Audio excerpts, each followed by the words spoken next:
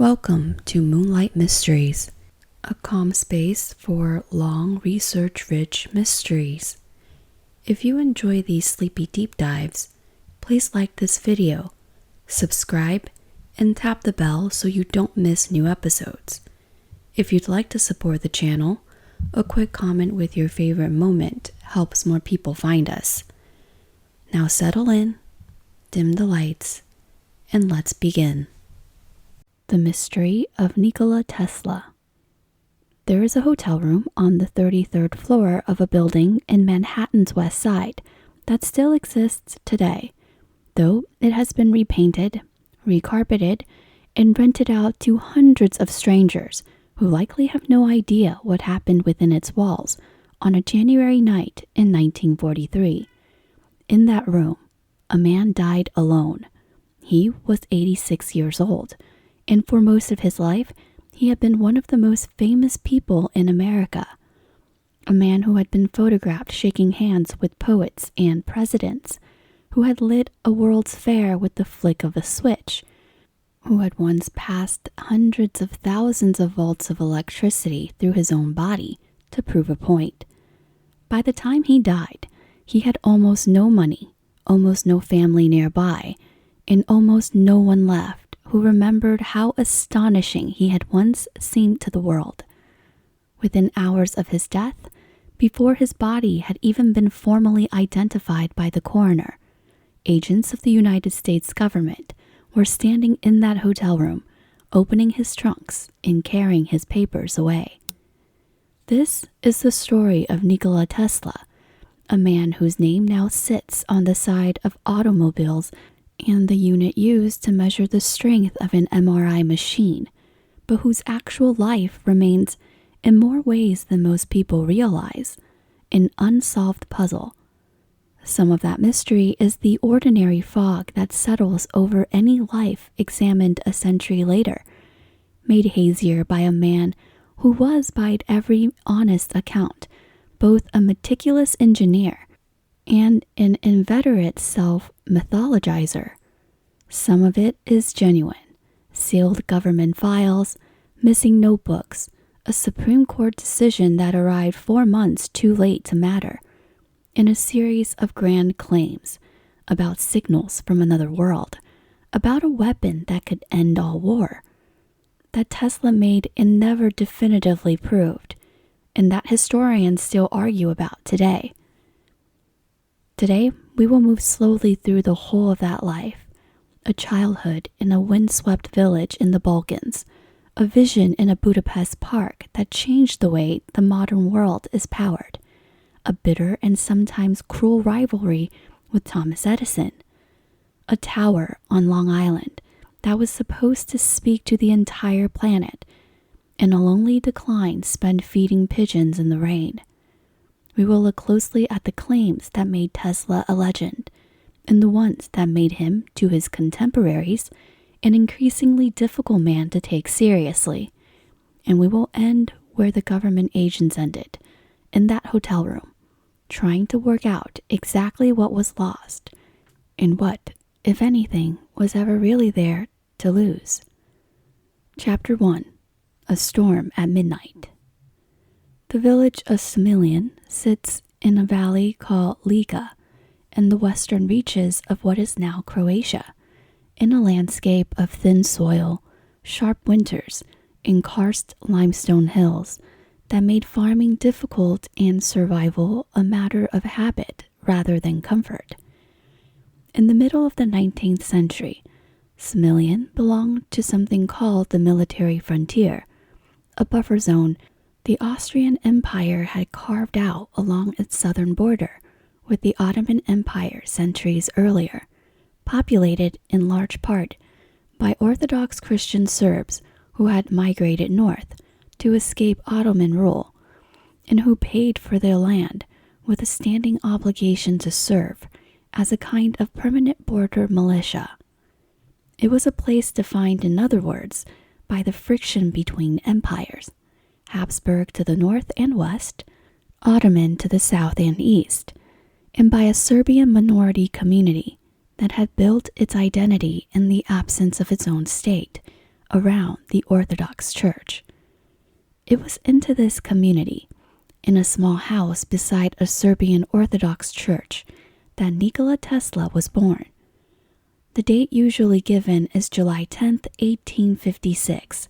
In the story, one Tesla himself helped popularize, holds that he arrived at the stroke of midnight during a violent summer thunderstorm, and that the midwives in attendance, startled by the lightning, remarked that the child would be born of the storm, to which his mother is said to have replied that he would instead be a child of the light. Family and later biographers alike treated the detail as a fitting, almost prophetic beginning for a boy who would spend much of his life bending electricity to his will. It is the kind of origin story that sounds far too tidy to be anything but legend, a birth in a lightning storm, for a man who would grow up to build machines that manufactured lightning on command. This is one of many moments in Tesla's life where the line between documented fact and cultivated myth is genuinely difficult to locate. Whether or not the midwife said any such thing, the storm itself is not seriously disputed, and neither is the date.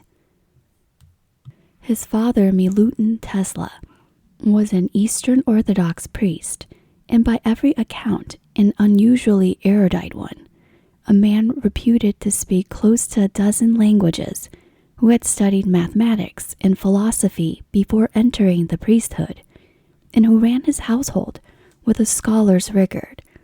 He came from a Serbian family with a long history in both the clergy and the military, and had shown academic promise early enough that his teachers pushed him toward higher education rather than a purely provincial life.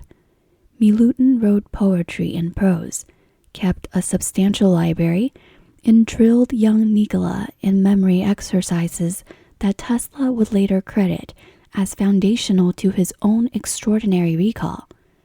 Tesla's mother, Duka Madish, came from a family with its own long line of Orthodox clergy, but she herself had never been formally educated. What she had instead was a reputation within the family and the village for a kind of raw mechanical genius. She built her own household tools and appliances, reportedly including a mechanical device for beating eggs, and she was said to be able to recite entire epic Serbian poems from memory. Tesla, later in life, was unambiguous about where he believed his gifts had come from. He described his mother as an inventor in her own right, one who might have achieved great things of her own had she been born into a world that gave rural, uneducated women any such opportunity. Nikola was the fourth of 5 children, 3 older siblings and a younger sister born after him. The eldest was a brother, Dane, 7 years Nikola's senior, and by the family's own account, something of a prodigy in his own right. The sibling everyone assumed would be the one to accomplish great things. When Nikola was around 5, Dane died. The specific mechanism varies slightly by source, but the through line is consistent. Dane fell from a horse the family owned and died from his injuries, and young Nikola Tesla, by his own account decades later, witnessed the accident. There is a genuinely uncomfortable thread running through the family's own retelling of this story, never fully confirmed and never fully dismissed, that Nikola may have inadvertently startled the horse himself. Tesla's own later description makes clear that the visual memory of the accident stayed with him with undiminished force even 50 years afterward, and biographers have long speculated that some of the compulsive, perfectionist, even self-punishing tendencies that defined Tesla's adult personality trace back to a childhood spent consciously or not trying to justify surviving in Dane's place. We should be careful here. Tesla is the only source for most of what we know about that day, and grief has a way of reorganizing memory long after the fact. What we can say with more confidence is that the loss reshaped the family, and that Nikola, quiet, watchful, and increasingly singular in his interests, became by default the son upon whom everyone's hopes now rested. Tesla's childhood, even setting aside the horse and the storm, was strange by any measure. He described in the autobiography he wrote decades later, experiencing sudden and involuntary flashes of light accompanied by vivid imagery, an experience that blurred, in his telling, the line between ordinary imagination and something closer to hallucination. He also possessed what appears to have been genuine eidetic recall. He could, by his own account and that of his teachers, perform complex calculus in his head without visible working, a skill that at least once got him accused of cheating simply because his teachers could not otherwise explain how he was arriving at correct answers. He read voraciously. Sometimes by candlelight his father had confiscated specifically to stop him from staying up all night, at which point Tesla simply made his own candles in secret and kept reading anyway. This combination, extraordinary visual imagination, a near photographic memory, and an almost pathological determination to keep working past the point anyone else would have stopped, would define both his greatest triumph and his most self-destructive habits for the rest of his life. The family moved to the nearby town of Gospic when Nikola was small, following his father's new post, and it was there and later in Karlovac, at a rigorous German language secondary school, that Tesla's formal education properly began. He excelled by all accounts spectacularly. He later claimed to have compressed a 4-year course of study into 3, and it was in a physics class in Karlovac that he first encountered organized demonstrations of electricity, an experience he described as awakening in him an urgent desire to understand what he called this mysterious force. Language, notably, never seemed to slow him down. By adulthood, he was reportedly fluent or nearly fluent in a small handful of languages beyond his native Serbian, including German, French, Italian, and eventually English, a fact that would matter enormously once his career carried him first to Paris and then to New York, cities where an engineer without functional command of the local language would have struggled to be taken seriously, let alone be hired. When he graduated in 1873, disaster intervened in a form that would become a recurring pattern throughout his life. Shortly after finishing school, Tesla contracted cholera and spent the better part of a year bedridden, at several points reportedly near death. It was during this illness that his father, who had always intended for Nikola to follow him into the priesthood, relented and promised that if his son recovered, he would be permitted to study engineering instead. Tesla recovered. Whether the deathbed bargain happened in precisely the dramatic terms later retold is impossible to verify from this distance, but the outcome is not in question. Milutin's son was headed from that point forward toward electricity rather than the church.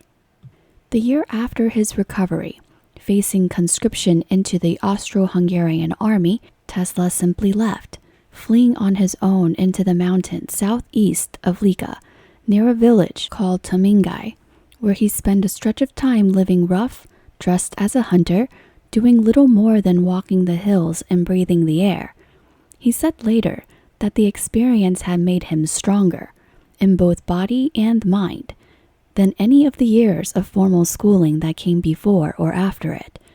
It is a small, almost throwaway detail in the broader arc of his biography, but it is worth holding on to because it previews a pattern that would recur throughout Tesla's adult life, an instinct whenever the pressure of institutions and other people's expectations grew unbearable, to simply disappear for a while into solitude, and to trust that whatever came back out of the other side would be stronger for the absence.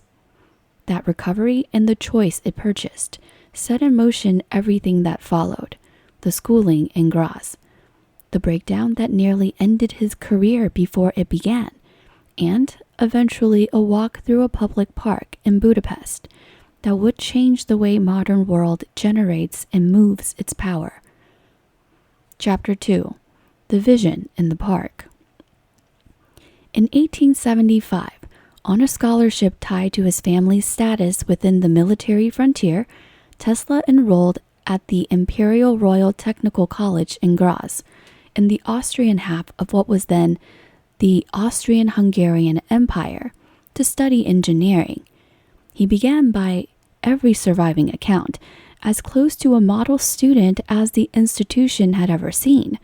He passed nearly twice as many examinations as were required of him in his first year, and the dean of the technical faculty wrote to his father that his son was, in the dean's own words, a star of the first rank.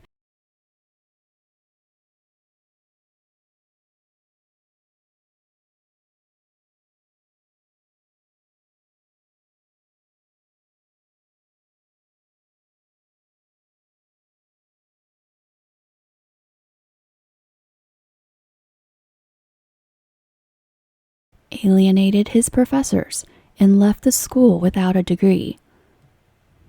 This was not a struggling student who eventually found his footing. This was, by his own institution's estimation, one of the most promising young engineers in the empire, which makes what happens during his second year so much stranger. In the late autumn of 1877, by the university's own surviving records, something in Tesla simply gave way. He started spending his evenings at a cafe near the Johanneum Botanical Garden, a popular nightly haunt for Graz students, and what began there did not stay confined to the evenings for long. His roommate at the time, a fellow student named Kulisek, later described watching gambling, smoking, and an almost convulsive consumption of coffee come to dominate Tesla's schedule entirely, until he was spending more hours at the gaming table, cards, billiards, chess, sometimes in stretches of more than 48 hours without a break, than he was spending in the library. Tesla himself, writing decades later in his autobiography, never tried to dress up the episode. He described having contracted a mania for gambling and called setting down to a game of cards the quintessence of pleasure. His father, who by every account lived an almost monastical life, was baffled and then furious, unable to excuse what he saw as senseless waste of time and money. Tesla's mother responded rather differently.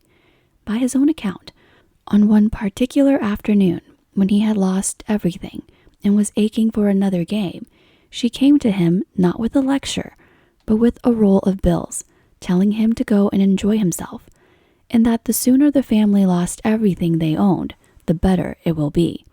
Whether she intended it or not, it was a piece of reverse psychology that seems to have worked on him. Tesla would later say the gesture broke something loose in him, that he understood for the first time exactly what his habit was costing the people who loved him. That understanding, however, came too late to save his time at Graz. The university's own archives list his scholarship as formally withdrawn at the close of his second year. The stated reason, an unauthorized interruption of his studies, combined with non-payment of fees. A bureaucratic description that lines up uncomfortably well with a student who had simply stopped attending. He sat no examinations at all in his third year. Sometime between September and November of 1878, Tesla left Graz for good, without a degree, and ashamed enough of the outcome that he cut off contact with his own family, rather than explain it to them directly, made his way to Maribor, in what is now Slovenia, where he found work as a draftsman and kept right on playing cards, now in the streets and public houses with the locals. A family friend passing through Maribor that winter found him exactly there, seated at a table, playing for money, and reported his whereabouts home. Milutin traveled to Maribor himself the following spring to plead with his son to return to his studies, and it was during one of their arguments that Tesla is said to have given an answer capturing about as well as anything he ever said, his own peculiar self-awareness, that he could stop whenever he pleased, he told his father, but wondered out loud whether it was really worth surrendering something he would not trade for paradise itself. A gentler, more redemptive version of this story circulates widely today, one in which Tesla dramatically wins his losses back, returns the money to his family, and declares the addiction conquered, only to fail his final exams anyway days later.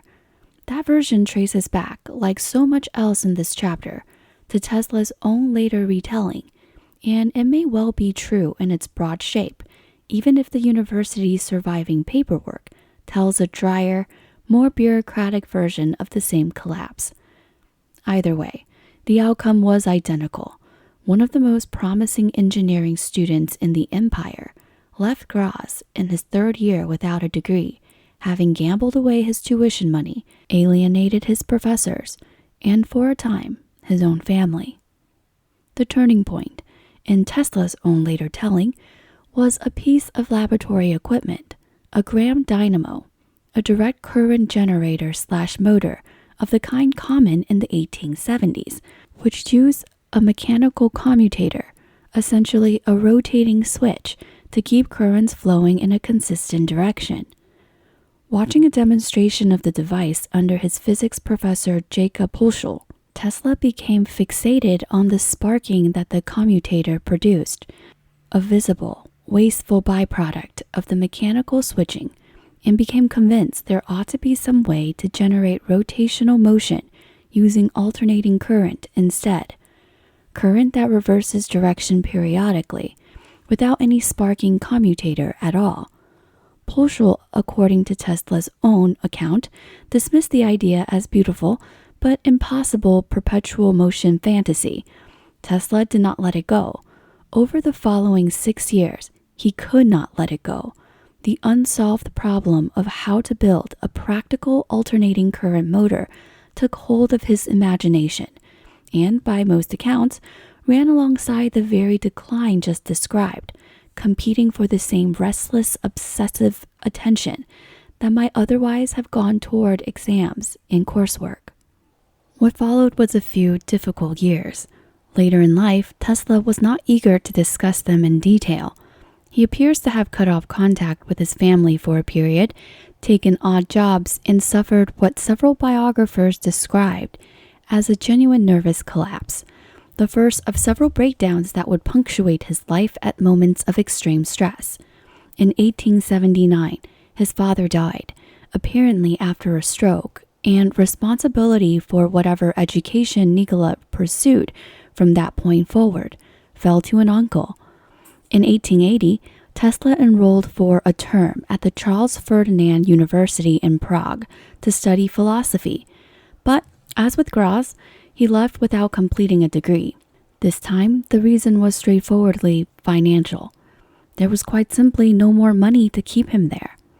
In 1881, a family friend helped Tesla secure a position in Budapest, first with a telegraph company, and then at the city's new Central Telephone Exchange, where he worked as, among other things, a draftsman, a job he later said he despised.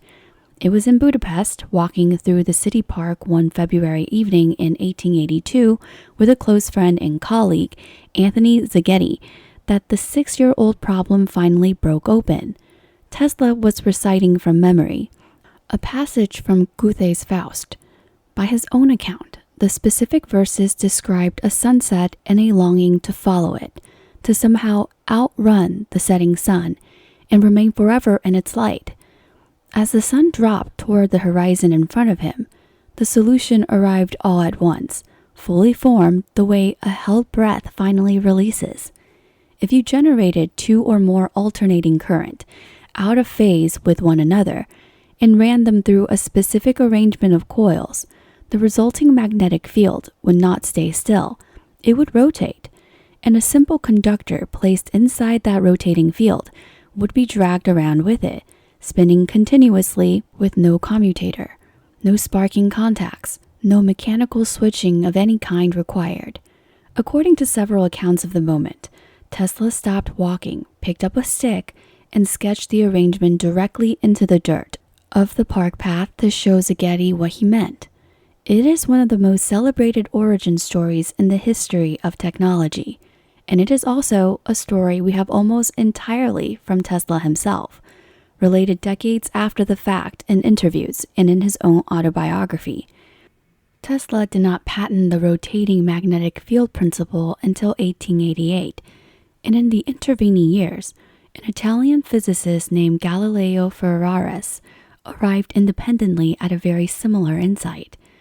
Ferraris reportedly built his own demonstration model around 1885 and published his findings shortly before Tesla's patent was granted.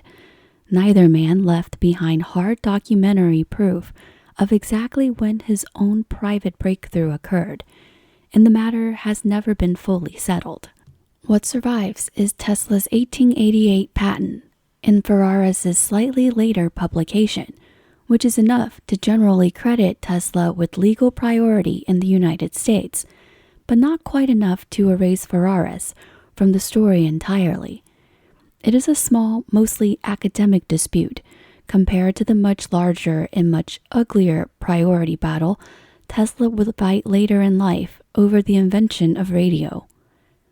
Even Tesla's cleanest, least controversial triumph has an asterisk next to it if you look close enough.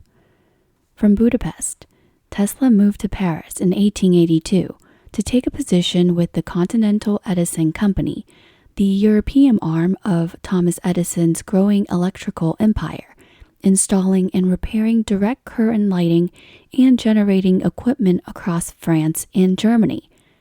By every account, he was an exceptional field engineer. At one point, he was sent to Strasbourg to personally resolve a serious technical failure in a power plant, whose lighting display was meant to be part of a ceremony honoring the German emperor, and he resolved it in a way that impressed his superiors considerably.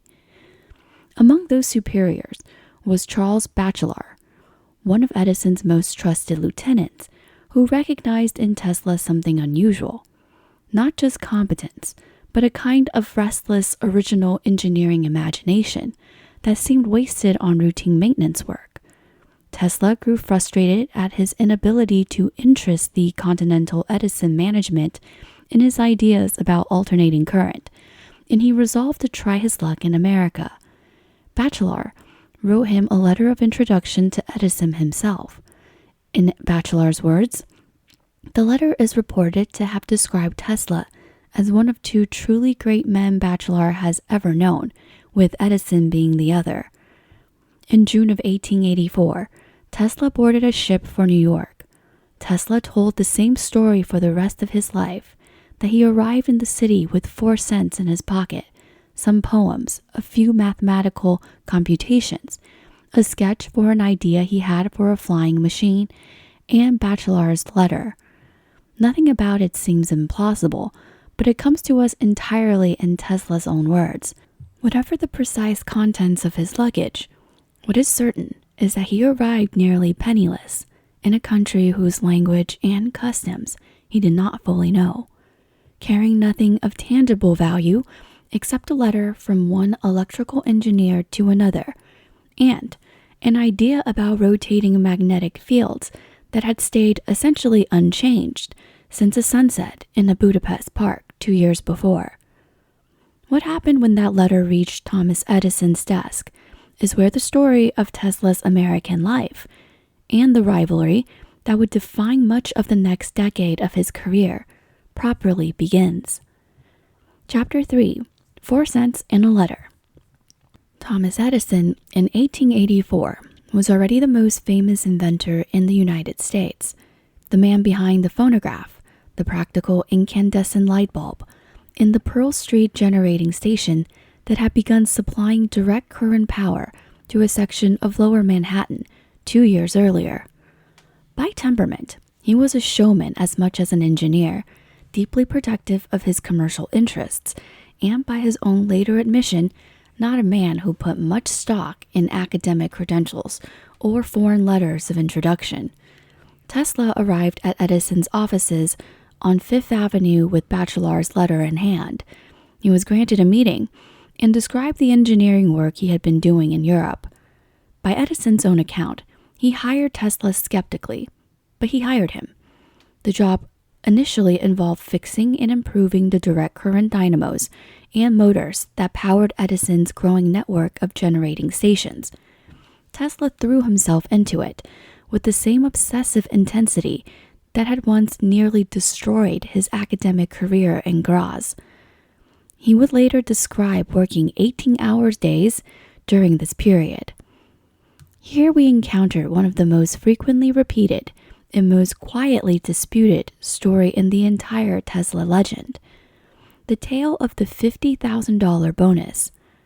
According to Tesla, Edison told him early on that if he could substantially redesign and improve the company's DC generating plants, there would be a $50,000 bonus in it for him, a genuinely enormous sum for the period, worth well over $1 million today.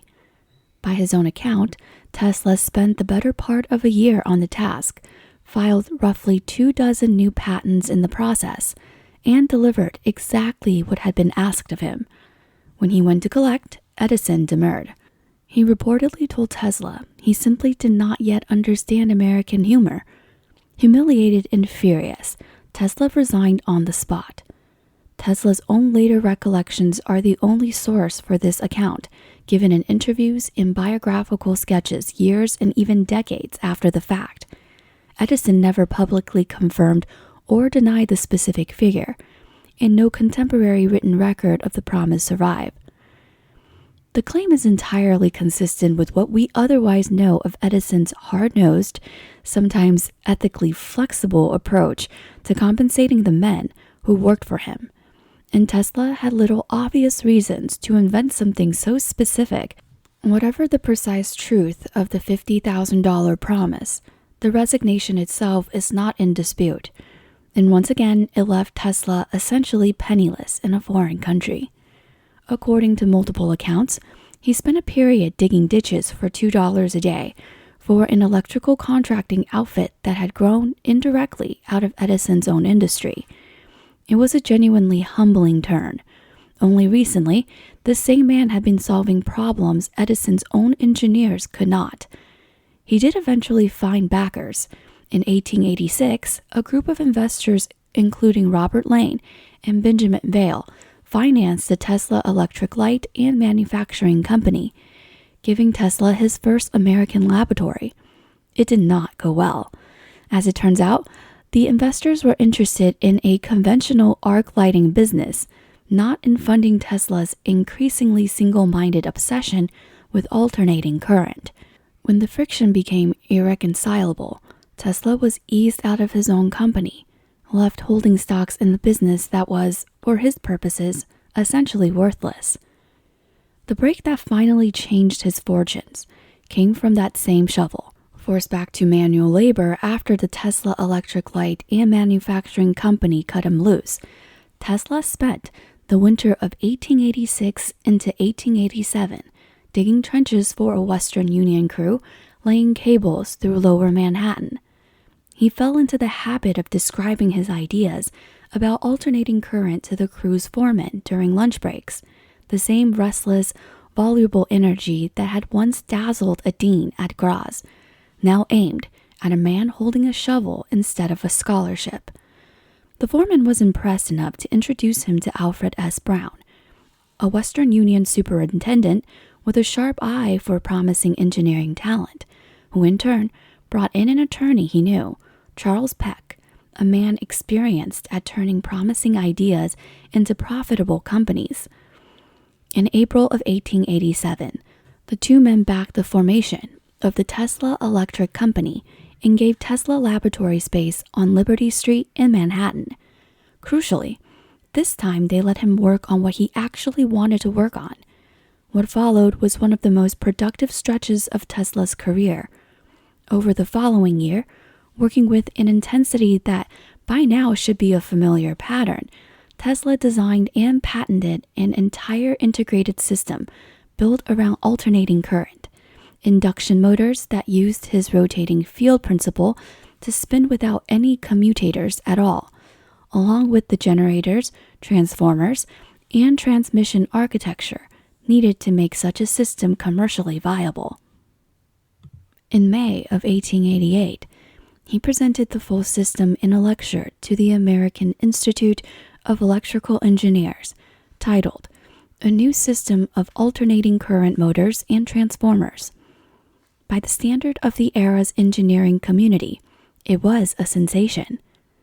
Among the people who took notice was George Westinghouse, a formidable investor and industrialist in his own right, already known for the railroad air brake that bore his name, and already engaged in his own smaller-scale effort to build a commercially viable alternating current lighting business. Westinghouse understood immediately what Tesla's polyphase system solved, the single greatest technical obstacle standing between alternating current and total market dominance, the absence of a practical AC motor. Direct current, Edison's chosen technology, worked perfectly well for lighting and for motors, but it suffered from a severe physical limitation. It could not be efficiently transmitted over long distances, which meant that any city relying on it required a generating station roughly every mile or so. Alternating current, by contrast, could be stepped up to very high voltages for efficient long-distance transmission using transformers, and then stepped back down to safer levels for use in homes and businesses. The one thing AC had lacked was a good way to turn that transmitted power back into rotational mechanical motion. That was precisely the problem Tesla had solved, first in a Budapest park, and then more rigorously in a laboratory on Liberty Street. In July of 1888, Brown and Peck negotiated a licensing agreement on Tesla's behalf. Westinghouse would pay $60,000 in cash and company stock for the rights to Tesla's polyphase induction motor and transformer patents, along with a royalty of $2.50 for every unit of alternating current horsepower the Westinghouse company subsequently sold. Tesla was also brought on as a paid consultant at Westinghouse Works in Pittsburgh for roughly a year, though by most accounts he found the corporate structure and internal politics of a large manufacturing deeply uncongenial to his temperament, and the formal employment arrangement did not last. On paper, the royalty clause was the most consequential few words Tesla ever put his name to.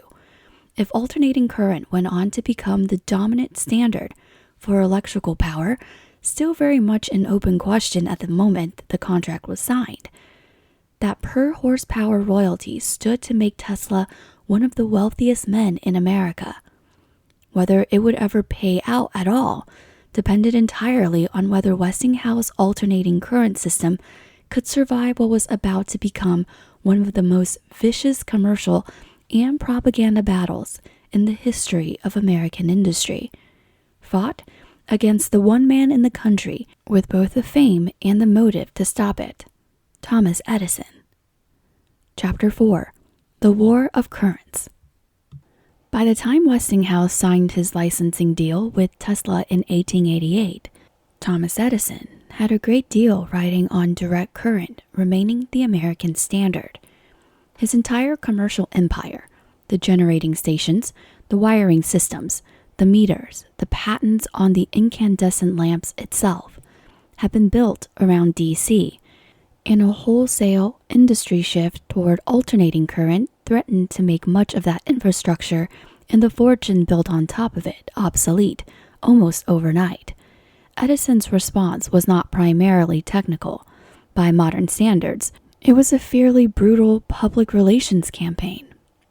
In February of 1888, the Edison Electric Light Company published an 84-page pamphlet titled A Warning from the Edison Electric Light Company and circulated it widely to newspapers and prospective customers, framing alternating current's high transmission voltage as an urgent public danger. The argument had a real technical kernel of truth, since high voltage genuinely is more dangerous than low voltage in the event of accidental contact, but it was wrapped around a considerable amount of self-interested exaggeration.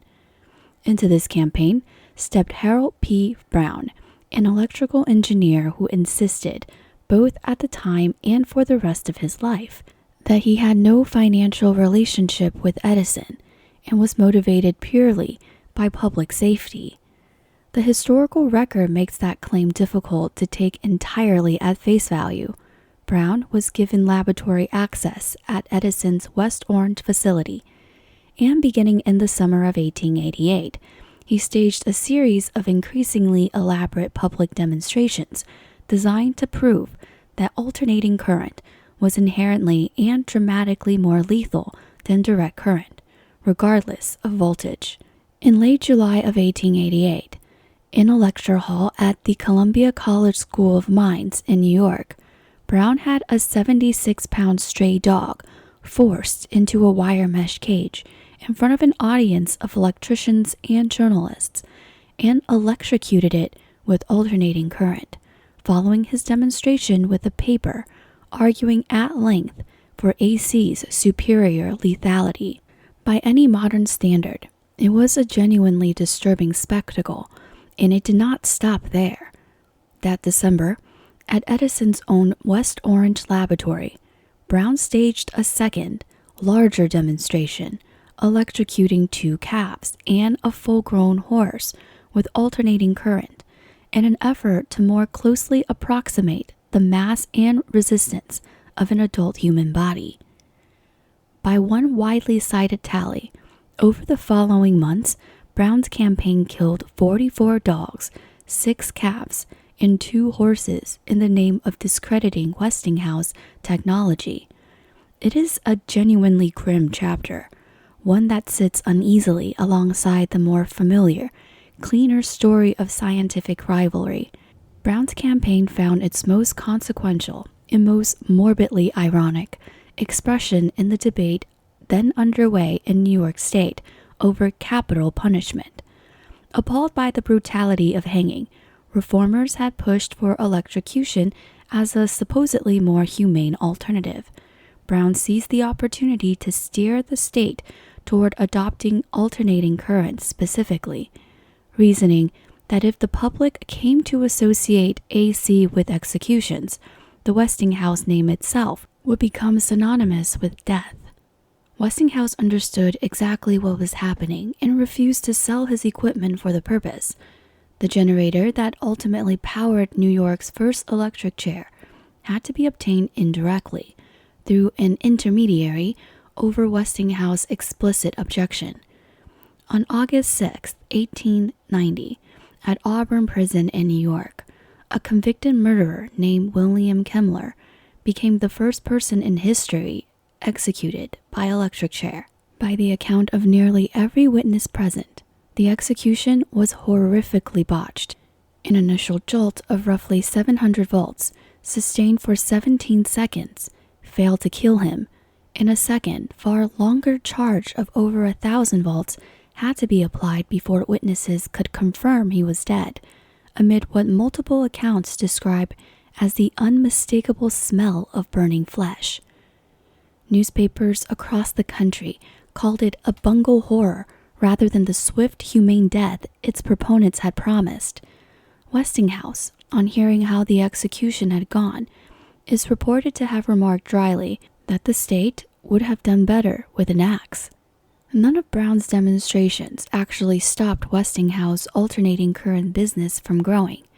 By the end of 1888, Westinghouse Company was already outselling Edison's in installed capacity, and the true turning point in the public's perception arrived not through a laboratory horror, but through spectacle of the opposite kind. In 1893, organizers of the World's Columbian Exposition in Chicago, the Great World's Fair, built to mark the 400th anniversary of Columbus's voyage, solicited bids to electrically illuminate the entire fairground. Having freshly merged with a rival to form General Electric, Edison's company first proposed a direct current lighting system priced somewhere around $1.5 million. After that bid was rejected as far too expensive, they revised their offer down to roughly $550,000. Westinghouse, using Tesla's alternating current system, underbid them at roughly $399,000 and won the contract outright. General Electric still held the patent on Edison's incandescent bulb design and refused to license it to Westinghouse out of spite. So Westinghouse engineers designed an entirely new double-stopper light bulb, specifically to sidestep the patent, and delivered it on time anyway. On opening day, President Grover Cleveland pressed a button that simultaneously ignited 100,000 incandescent lamps across the fairgrounds, transforming the exhibition's grand neoclassical buildings into what visitors and newspapers alike took to calling the White City. Inside the fair's electricity building, Tesla himself gave a series of demonstrations of high-frequency wireless lighting, passing currents through vacuum tubes with no wires attached at all. In a stunt that became one of the signature images of his public career, he ran enormous voltages of high-frequency current directly through his own body to illuminate a handheld lamp, a demonstration meant to show the public that voltage and lethality were not the simple, linear relationship Brown's propaganda had implied.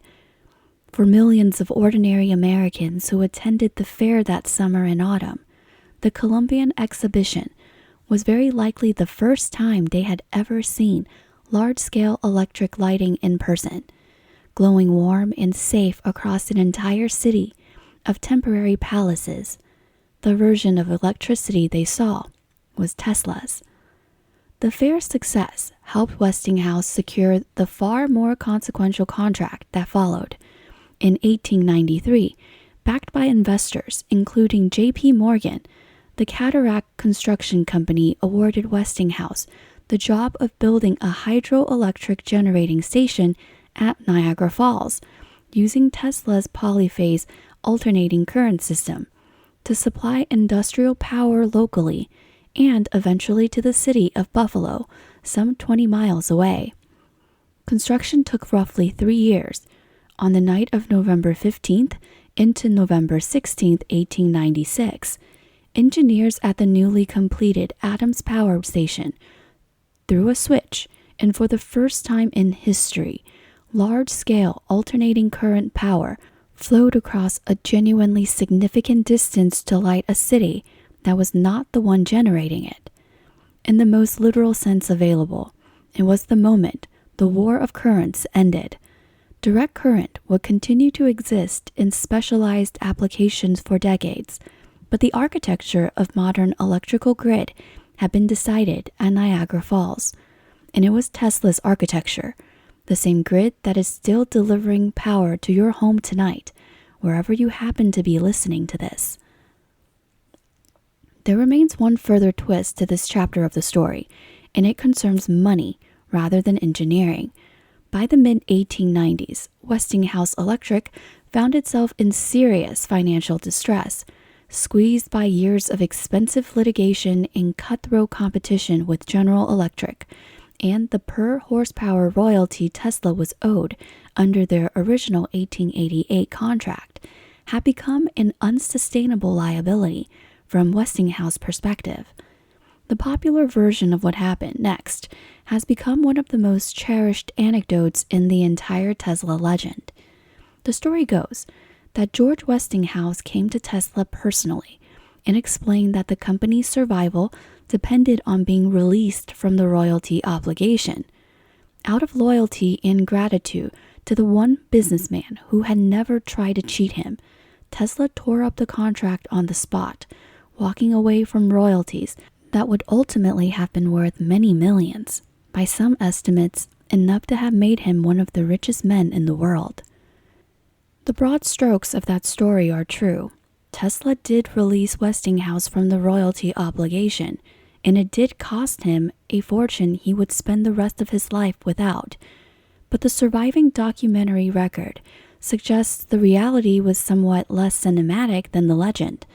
The settlement appears to have been finalized around 1896, closer to a decade after the original contract, more than the commonly repeated 1897 date. It was bundled into a broader patent-sharing arrangement. Westinghouse was simultaneously negotiating with General Electric. The surviving record puts the lump sum payment Tesla received in exchange at roughly $216,000, which suggests a negotiated corporate settlement as much as a single spontaneous act of personal generosity. None of that makes the underlying sacrifice any less real. Tesla walked away from a royalty stream that stood to make him extraordinarily wealthy at more or less the exact moment his laboratory had just burned to the ground and he badly needed the cash in hand. That fire, in the laboratory it destroyed, is where the next chapter of Tesla's life begins, the years in which he stopped being merely a successful inventor and became, in the eyes of the American public, something closer to a wizard. Chapter 5.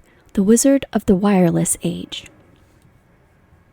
Through the early and middle 1890s, flushed with money from the Westinghouse deal and basking in the wave of celebrity that followed his triumph at the Columbian Exposition, Tesla became something New York had not quite seen before, a scientist as public spectacle.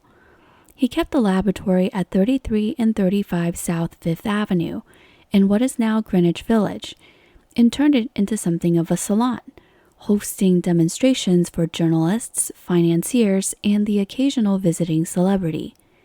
Mark Twain became a regular visitor and something close to a personal friend. He was fascinated enough by Tesla's high-frequency experiments that he allowed himself to be photographed in the lab, apparently delighted by the theater of it all. Taken around 1894, one image from these visits would go on to become one of the most widely reproduced photographs of Tesla's entire career. Twain sitting perfectly calm in a chair, seemingly engulfed by wild arcs of electrical discharge, crackling through the air around him. To modern eyes accustomed to visual effects, it looks like something dangerous and real. In fact, it was a carefully staged double exposure. One photograph of Twain seated in the darkened lab, layered over a second photograph of Tesla's equipment mid-discharge. It was a trick photography rather than a documentary record of the two men courting electrocution together. It is a small, telling detail about Tesla's relationship with his own image.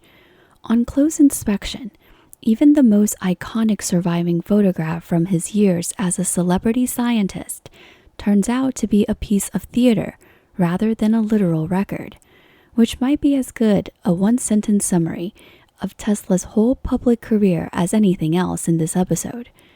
Tesla lectured before the American Institute of Electrical Engineers, the Franklin Institute in Philadelphia, and in a pair of European tours in 1891 and 1892, before the Institution of Electrical Engineers in London and the Société Française de Physique in Paris, dazzling audiences accustomed to dry technical papers with demonstrations that genuinely looked like conjuring. He would hold a gas discharge tube in his bare hand and light it wirelessly, using nothing but a nearby high-frequency coil. He would pass currents through his body that would have been instantly fatal at low frequency in order to prove that frequency, not just voltage, determined an electrical current's danger to living tissue. The device that made all of this possible would come to be known then and now simply as the Tesla coil, an air-core transformer capable of generating extremely high voltages at high frequencies. Then, in the early hours of March 13, 1895, it all burned. By most contemporary accounts, a fire broke out of the lower floor of the South Fifth Avenue building, sparked by a careless night watchman's cigarette near flammable machine oils used elsewhere in the building. It spread with terrifying speed. Tesla occupied the entire fourth floor, and when it gave way, his apparatus fell into the ruined second story, destroyed beyond recognition. As it happened, he had only recently brought years of accumulated notes and papers into the laboratory to begin organizing them. All of this was gone, along with dynamos, oscillators, motors, vacuum bulbs, and perhaps most painfully, the unique wireless transmitting and receiving equipment he had been on the verge of publicly demonstrating that very year. Reporters who reached him that morning described a man in genuine shock, however precisely remembered. The words attributed to him at the time convey something real about the scale of the loss. Half a lifetime of work, gone in an hour or two, and nothing to do now but begin again. By any reasonable account, Edison was Tesla's defeated commercial rival by this point. He nonetheless offered Tesla the use of his own workshop in New Jersey while Tesla rebuilt, a small, generous gesture that complicates the simple villain and hero version of their relationship, almost as much as the ditch-digging story complicates it in the other direction. Tesla did rebuild in a new laboratory on Houston Street, and it was there, sometimes around 1898, that one of the most enduring and most entertainingly unverifiable legends of his career supposedly took place. Tesla had been developing a small mechanical oscillator, a steam-driven piston device originally intended as an efficient way to generate electric current. Tesla himself did not tell the story publicly until decades later in a 1935 newspaper interview at his birthday press conference. He decided to see what would happen if he clamped one to a steel support column in his laboratory and gradually tuned its vibration toward the building's own natural resonant frequency. In Tesla's retelling, what happened next escalated quickly. The floor began to crack. Heavy equipment reportedly began sliding across the basement, and by the time he realized the danger and smashed the device with a sledgehammer, alarmed neighbors up and down the block had already called the police, convinced an actual earthquake was underway. It is a wonderful story, and it rests on a real and entirely sound physical principle. A small, precisely timed force, applied again and again at exactly the right frequency, can accumulate into an effect wildly disproportionate to its own size. The same principle that has brought down bridges under marching soldiers. Whether Tesla's particular pocket-sized oscillator actually shook a full city block as opposed to merely rattling his own building is another matter. The television series Mythbusters built a comparable device in 2006 and produced noticeable local vibrations, but nothing remotely close to the citywide earthquake of Tesla's own telling. Once again, there is a genuine kernel of real engineering wrapped up in this story. By the closing years of the decade, Tesla's ambition had shifted decisively toward an even larger frontier, not merely generating and distributing electrical power, but transmitting information, and eventually power itself through the air, through the earth, without any wires at all. In May of 1899, seeking open space, high altitude, and a break from the congestion and expense of Manhattan, Tesla relocated to Colorado Springs. He was funded in part by a friend in the dry good trade who gave him $10,000 outright, and in part by a much larger sum, $30,000, from the financier and Astor family heir, John Jacob Astor IV. Eager for the prestige of hosting his experiments, a local power company agreed to supply him with essentially unlimited free electricity. There, on a plot of open land, he built an experimental station centered on an enormous coil, what he called a magnifying transmitter, capable of producing artificial lightning bolts, reportedly well over 100 feet long. The discharges were bright and loud enough to be seen and heard for miles, and powerful enough that, according to Tesla's own later account, they briefly overloaded and disabled the local utilities generator. By that point in the summer, Tesla's enormous receiving apparatus was already doing real, unglamorous scientific work, tracking thunderstorms.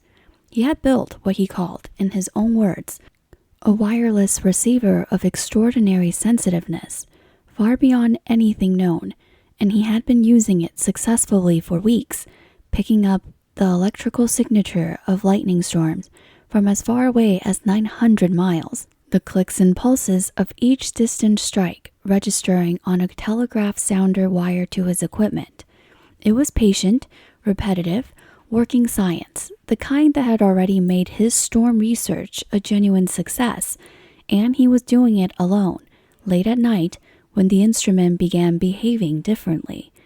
What came through was not the familiar chaos of a faraway storm. Decades later, Tesla still described the moment with unusual vividness, writing that he could see his apparatus in front of him as clear as if it were happening again.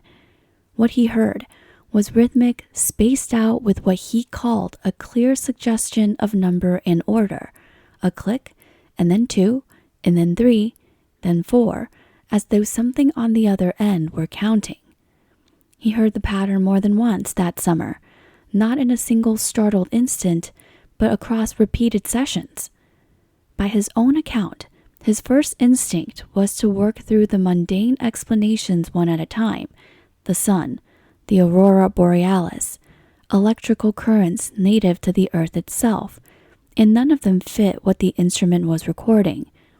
It was only after exhausting those possibilities that he allowed himself to consider something less mundane.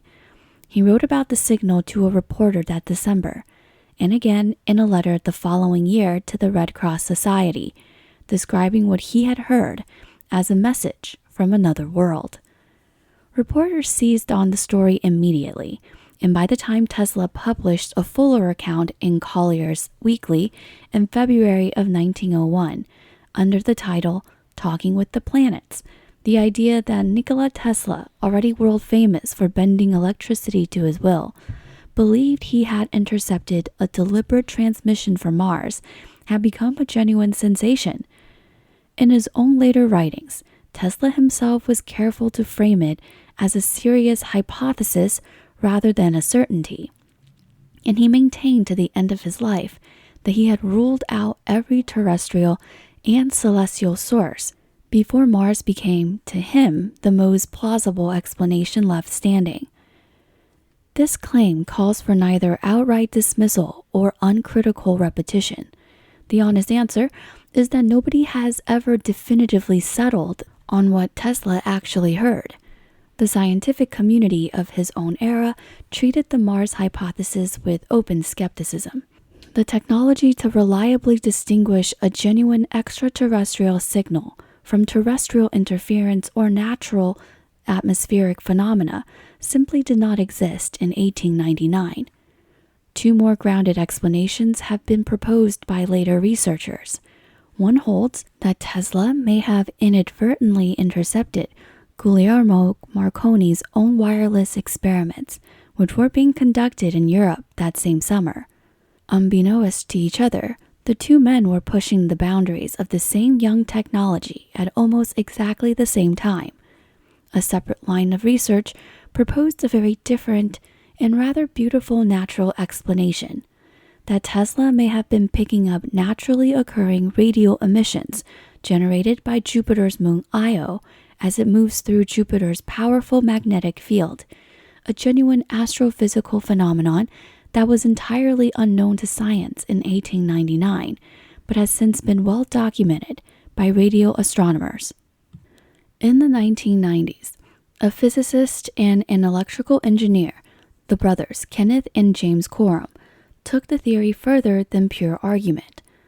Working from Tesla's own patent filings, correspondence, and laboratory notebooks, they physically reconstructed his 1899 receiver, circuit by circuit, and tuned it to listen for exactly the frequency range Io produces. According to their own account, the rebuilt equipment did periodically produce a clicking, countable pattern strikingly close to Tesla's own description. A real click, followed by 2, then 3. The quorums themselves were careful to say this falls short of proof. Even they wrote that it would take more to convince a skeptic, but it means the Io explanation is not just theoretically tidy. Someone actually built Tesla's instrument again and heard something like what he described. We may never know for certain which of these explanations, if either, is correct, nor was 1899 the last time this particular claim would surface in the historical record. Decades after Tesla's death, storytellers assembling an entirely different and far stranger legend would seize on this exact signal as one of their earliest pieces of supposed evidence. That legend involves a mysterious object said to be watching Earth from orbit. We will pick that thread back up properly before the end, though its full telling belongs to another night. What we can say for now is that Tesla's Colorado Springs data, whatever its true source, pushed him further down a path of increasingly grand ambition, and that path led directly to the most audacious and ultimately the most tragic project of his entire career. Chapter 6. Wardenclyffe. By the time Tesla returned to New York from Colorado Springs in 1900, the idea occupying his mind was no longer simply wireless telegraphy in the narrow sense that Guglielmo Marconi and other contemporaries were pursuing. Tesla had come to believe that the Earth itself could be used as a conductor, and whatever else one makes of the engineering behind it, he genuinely seems to have believed this. This would allow him to build a single sufficiently powerful transmitting station, capable of sending not just Morse code, but voice, images, and eventually electrical power itself to any point on the globe without a single mile of wires strung between sender and receiver. He called this concept his world system, and it required financing on a scale far beyond anything he had previously attempted. Eventually, he found that financing in J.P. Morgan, the most powerful banker in the United States, and a man already primed to take Tesla seriously, since his capital had helped build both the Niagara Falls project and General Electric itself. However, Morgan was not Tesla's first attempt. Over the preceding months, Tesla had courted a whole circle of Gilded Age fortunes, pitching the idea to the financiers Thomas Fortune Ryan, and in a gesture that says something about how business sometimes gets done at the turn of the century, sending the sugar magnate Henry O. Havmeyer an unsolicited sapphire ring as a gift, hoping it might open a door. Both passed. Already a small investor in one of Tesla's earlier ventures, John Jacob Astor bought a modest 500 shares and left it there. In the end, it was a social invitation that did what the pitches could not. In the closing months of 1900, Tesla was welcomed into Morgan's own Madison Avenue mansion, where he spent an evening entertaining the family with static electricity and wireless demonstrations, charming Morgan's daughter Anne in the process, and laying the groundwork for business conversation that followed. In March of 1901, Morgan signed a contract agreeing to provide Tesla with $150,000 to develop and build a wireless transmitting station on Long Island, in exchange for a 51% interest in the resulting company and in Tesla's present and future wireless patents. Characteristically, Tesla moved fast. He purchased 200 acres of land near the village of Shoreham, on a stretch of Long Island Sound owned by a developer named James Warden, who had hopes to build a resort community there and who lent his own name to the project. Tesla hired Sanford White of the celebrated architectural firm McKim, Mead & White, and by no coincidence the same firm that had designed the Transformer building at Niagara Falls, to design both a laboratory building and a transmitting tower. Construction began that autumn. By the end of 1902, the tower stood 187 feet tall, topped with a distinctive mushroom-shaped cupola some 68 feet across, an unmistakable and increasingly famous silhouette on the flat Long Island landscape. Its foundations sunk more than 100 feet into the earth beneath it. Tesla had insisted on grounding the structure deep enough to make direct electrical contact with the planet itself, the physical anchor for his entire theory of transmission. For his part, Worden had grander ambition of his own riding on the project. He envisioned the surrounding acreage developing into what Tesla himself took to calling a radio city, an entire planned community built to house and support the 2,000 and 3,000 workers Worden assumed Tesla's operation would eventually employ. A science town, organized around the tower the way a mill town organizes around a factory. None of it was built. The workers never arrived in anything like those numbers. The surrounding lots never filled with houses. And decades later, the phrase Radio City would go on to attach itself instead to an entertainment complex in Midtown Manhattan that had nothing whatsoever to do with Tesla or wireless transmission. Then in December of 1901, before Wardenclyffe was anywhere near complete, Guglielmo Marconi announced that he had successfully transmitted the Morse code letter S across the Atlantic Ocean from a station in Cornwall, England, to a receiving station in Newfoundland. In simplified form, history books will go on to credit this as the birth of transatlantic radio. Tesla was furious, and not without some technical justification. He believed that Marconi's apparatus made use of several principles Tesla himself had already patented years earlier, and he would later argue as much at length in litigation. But the commercial damage was immediate and impossible to undo through litigation alone. The entire premise Tesla had used to secure Morgan's backing was that only his system could achieve genuinely long-distance wireless transmission. That premise had just been publicly and dramatically disproven by a rival using equipment that was, by comparison, almost embarrassingly modest and cheap. In hindsight, Tesla's response may have been his single greatest strategic miscalculation. Rather than scaling back Wardenclyffe to something more modest and more quickly profitable, a smaller station that might have beaten Marconi to a genuinely commercial transatlantic telegraph service, Tesla did the opposite. He wrote to Morgan explaining that his ambitions had expanded. He explained that Wardenclyffe would not merely send telegraph messages, it would become the seed of his full world system, eventually transmitting power itself wirelessly to the entire globe. Morgan was a banker first and always, and he was reportedly unmoved and increasingly wary. A system that transmitted electrical power freely through the air and the earth to anyone able to build a transceiver posed an obvious question, deeply uncomfortable to a financier's mind. How precisely would anyone ever be charged for it? Whatever the exact words exchanged between the two men, the substance of Morgan's reluctance is well documented. He remained unconvinced by the economics of the wireless power system that would be, by its very design, extraordinarily difficult to meter or control. Morgan refused to provide additional funding. Construction slowed through 1903 and 1904, and by most accounts had effectively stopped entirely by 1906. Tesla spent the following decade in an increasingly desperate search for alternative investors without success. What followed was less a single dramatic collapse than a long grinding decline.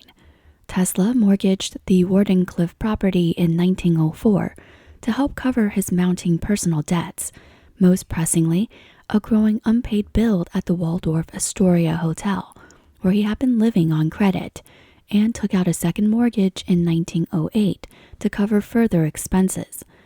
Workers drifted away to other jobs. Sanford White had designed the site, and in 1906 he was murdered by the jealous husband of a woman with whom he had been involved, in one of the most sensational tabloid scandals of the era. By 1915, Tesla's accumulated debt at the Waldorf Astoria had climbed to roughly $20,000, and when he could no longer make even partial payments, the hotel's owner foreclosed on the Wardenclyffe property that had been pledged as collateral. The final indignity arrived in the middle of a different global crisis entirely. On July 4, 1917, with the United States now at war in Europe, a demolition company began dynamiting the tower for its scrap value, which ultimately came to roughly $1,750, a staggering fall for a structure that had cost many multiples of that sum to build. Because the demolition coincided with wartime anxiety, a rumor spread quickly through newspapers that the United States government had ordered the tower destroyed on suspicion that German spies were using it as a signaling station or a landmark for submarines lurking off the coast. It is a wonderfully cinematic explanation, and it is almost certainly false. The more mundane truth is that a hotel owner wanted his money back, and a company of workmen needed something they could sell for scraps. By every account, Tesla was devastated by the tower's destruction, regardless of the reason behind it, and the loss of Wardenclyffe marked the effective end of his career as a well-funded front-rank inventor. He would live for another 26 years. He would never again command anything close to the resources or the confidence of major financiers that had built the mushroom-capped tower on Warden's land. The building itself survived. The laboratory Sanford White designed, as distinct from the tower he lost. It passed through decades of use as a photographic film processing plant, which left the surrounding soil quietly contaminated with silver in industrial solvents, and sat mostly forgotten until a grassroots preservation effort, boosted considerably by a viral crowdfunding campaign in 2012, raised enough money to purchase the property outright. Today, it operates as the Tesla Science Center at Wardenclyffe, slowly restoring the one physical structure still standing from what was meant to be the beating heart of a system that would connect the entire world.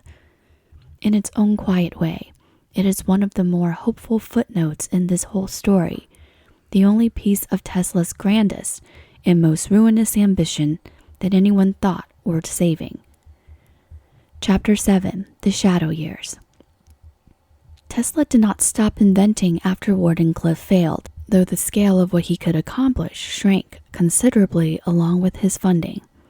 Around 1913, working out of increasingly modest quarters, he patented a genuinely elegant piece of engineering known today as the Tesla turbine, a bladeless design that used the friction and viscosity of a fluid moving between closely spaced parallel discs, rather than conventional blades, to generate rotational motion. It never achieved wide commercial adoption in his lifetime, though variations on the principle have found niche industrial uses since. Not everything from those years stayed so grounded, quite literally. In a 1919 magazine article, Tesla sketched plans for a supersonic aircraft that would cruise some 8 miles above the Earth, carrying passengers from New York to London in roughly 3 hours, powered not by any fuel stored on board, but by electricity beamed to it wirelessly from power stations on the ground below, the same core ambition that had already consumed and then buried Wardenclyffe, now simply redirected from the ocean floor to the open sky.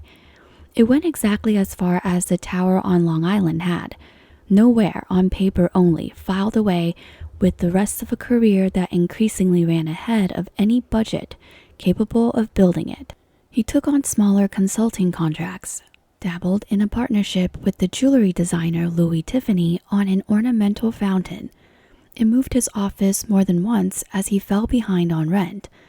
At one point, he set up briefly in the newly built Woolworth building, then the tallest structure in the world, before being forced out for non-payment within a matter of months. The pattern of his finances from roughly 1910 onward is remarkably consistent. Brilliant, original engineering work produced with steadily diminishing resources, sold or licensed for sums that never came close to matching what Wardenclyffe had cost him. His living situation followed the same downward trajectory, as his office space, in a sequence of addresses that traces the shape of his decline almost as clearly as his bank balance would have. Tesla had lived at the Waldorf Astoria since around the turn of the century, in the years of his greatest wealth and social standing, and the bill he ran up there over those years is what had climbed to $20,000 by 1915, forcing the sale of the Wardenclyffe property. He left the Waldorf not long afterward and spent the better part of the next 2 decades moving through a succession of New York hotels, the St. Regis, the Marjorie, the Pennsylvania, and by 1930 the Governor Clinton. Each stay ended in more or less the same fashion, with a bill Tesla had no way to cover. At the Governor Clinton, faced with a debt he could not pay in cash, Tesla offered the management something he insisted was worth far more than money, a locked wooden case, which he said contained a working model of the particle beam weapon he would spend his final years describing to reporters, and which he gravely warned them never to open, since doing so without the proper precautions could cause it to detonate. Intimidated, the hotel staff locked the case away in a storeroom and left it there, sealed, for years. Finally, in 1934, Tesla reached a settlement with the Westinghouse Company, the same company whose fortunes his AC patents had made decades earlier. It agreed to cover his rent going forward in exchange for a modest monthly consulting fee, and Tesla moved one last time into a suite at the recently opened Hotel New Yorker, where he would live out the remaining 9 years of his life without ever again having to worry about a hotel bill. It was during these same years that the eccentricities which had always been present in Tesla's personality hardened into something more pronounced and more publicly visible. The numeric fixations, the fastidiousness, the discomfort with ordinary physical intimacy. Even as a child, he had described powerful aversions to certain textures and objects. In his own words, the sight of a pearl earring was enough to nearly make him ill, and he found the touch of another person's hair almost unbearable. As an adult, these aversions calcified into a fairly severe set of obsessive-compulsive behaviors, quite recognizable by modern clinical standards. He developed an attachment to the number 3 and its multiples, reportedly insisting on hotel rooms whose numbers divided evenly by 3, walking around a city block 3 times before entering a building, and washing his hands in sets of 3. He calculated the volume of his soup, his coffee, and his food before eating it, and if some interruption caused him to lose count partway through, he felt compelled to begin the entire ritual again from the start, a compulsion that by his own later account could consume hours of an otherwise ordinary evening. He grew increasingly germophobic, using an excessive number of napkins at every meal. Accounts from those who dined with him mentioned as many as 18, laid out and used in a precise ritualized sequence, and avoiding physical contact with other people almost entirely. He never married, and told at least one interviewer late in life that he had come to believe an inventor's celibacy served his work, that emotional and romantic attachment would have diluted the total monastic focus his experiments required. What makes this claim complicated, rather than simply sad, is that Tesla did instead with whatever capacity for attachment he retained, beginning sometimes in the 1900s and continuing for the rest of his life.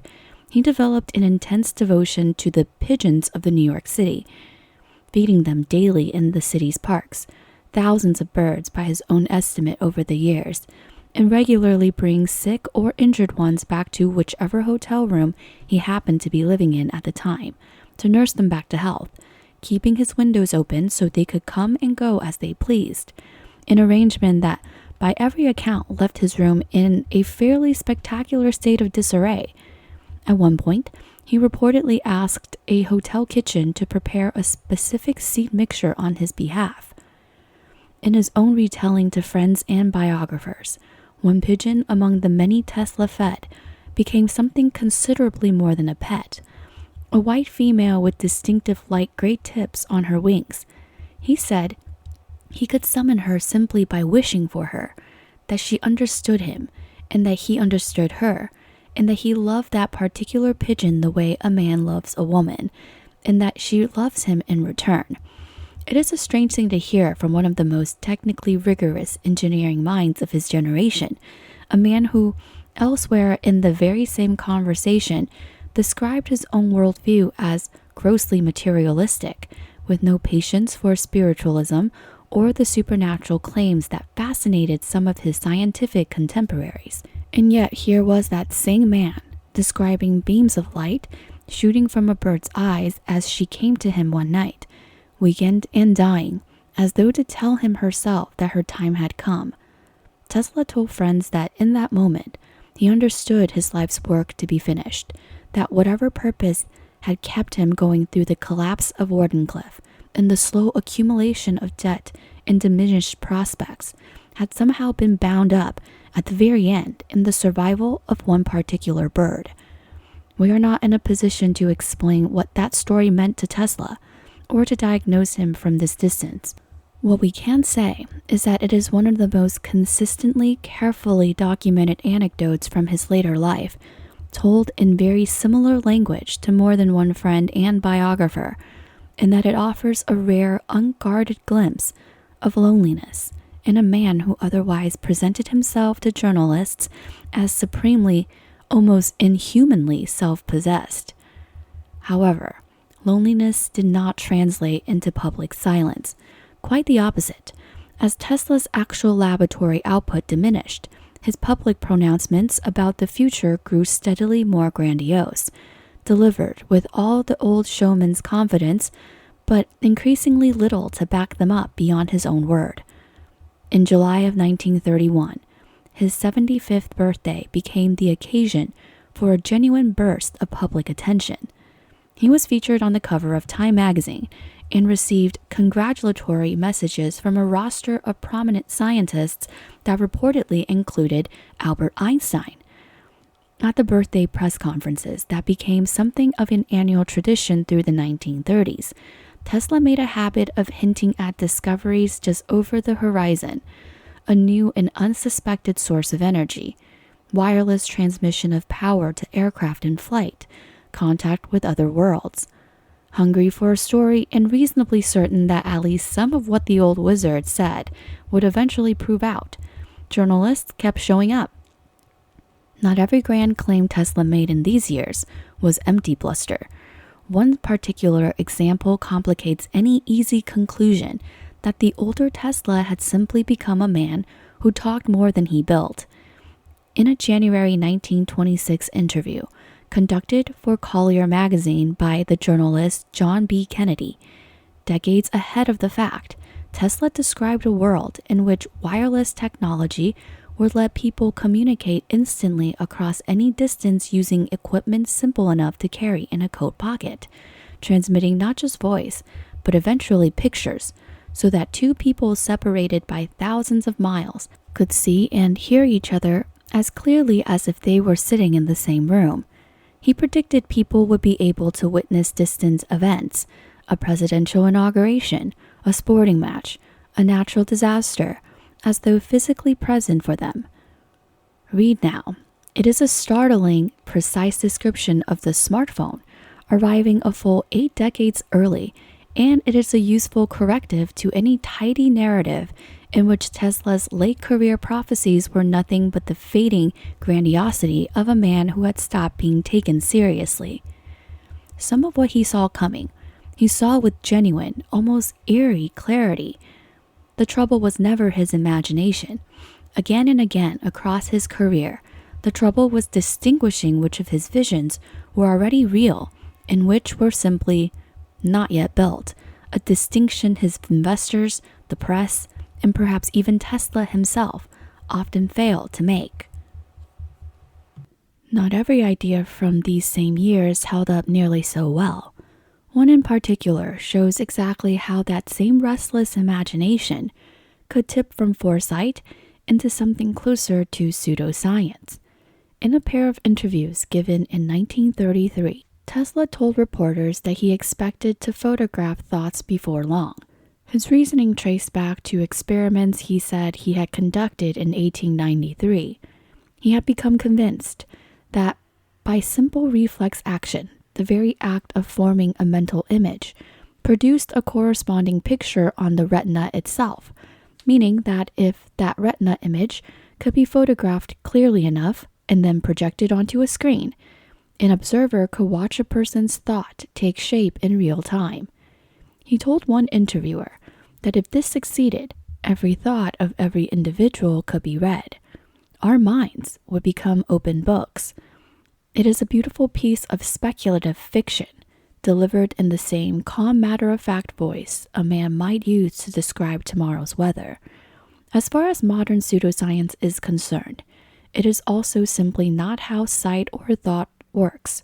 No image of what we imagine is ever projected onto the retina, and no camera then or now could photograph a thought. Tesla never built a prototype, never published a diagram, and never described the device in more detail than the same few sentences he kept giving to reporters. In other words, it belongs in exactly the same category as so much of his later work, a genuine original idea described with total sincerity that never once had to survive contact with an actual laboratory bench. The 1934 announcement that follows would be sensational, but in fact it was not the first time Tesla had proposed a weapon designed explicitly to make war impossible rather merely to win. Almost 3 decades earlier, in 1907, the New York World reported on a very different scheme, a proposal to use wireless telegraphy to remote detonate high explosives planted at sea, triggering artificial tidal wave large enough, Tesla claimed, to capsize an entire enemy fleet at once. With the era's peculiar flair for both optimism and understatement, the newspaper wrote that such a weapon would make navies about as useful as the paper boats children float in a bathtub, and that its sheer horror might hasten the arrival of universal peace, a hope Tesla would keep returning to, in one technological costume after another for the rest of his life. Nothing ever came of the tidal wave scheme either, but the logic beneath it would recur nearly unchanged when Tesla stood before reporters again in the summer of 1934. A weapon so devastating that no one would dare use it, proposed not out of malice, but out of genuine, almost naive faith that sufficient horror would deter war entirely. The most consequential of these late career claims arrived on July 11, 1934, when newspapers across the country reported that Tesla, at 78 years old, had described a new invention capable of ending war itself. Tesla insisted on calling the device Teleforce rather than the more sensational death ray the press immediately adopted.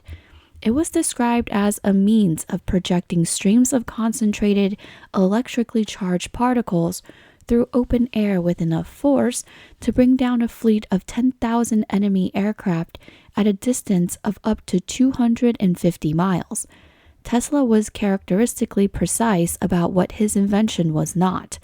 He correctly pointed out that conventional energy beams disperse and weaken predictably with distance, and argued that even all the electrical power generated by the entire city of New York, converted into a simple ray and projected 20 miles, could not kill a single person because it would scatter far too thin to do harm.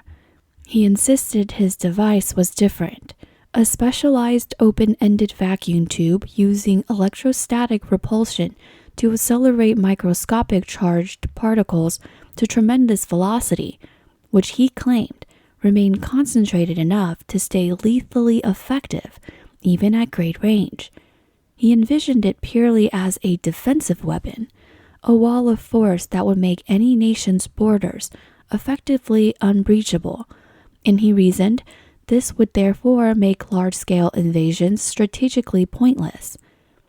Over the following years, Tesla attempted with mounting desperation to interest a government, any government, in funding the weapon's development. He appealed to the American War Department and to J.P. Morgan's son, both without success.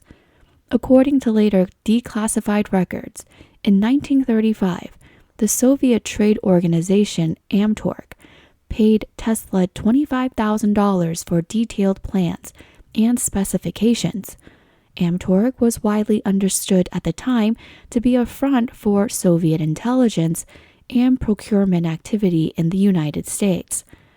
A limited-scale test of some portion of the design was reportedly conducted in the Soviet Union a few years later, though no fully functional device was ever publicly demonstrated by either side.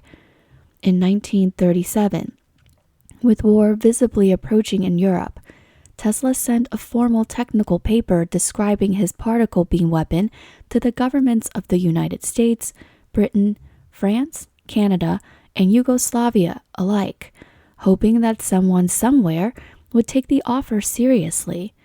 In the end, nobody did, not any way that produced a working weapon.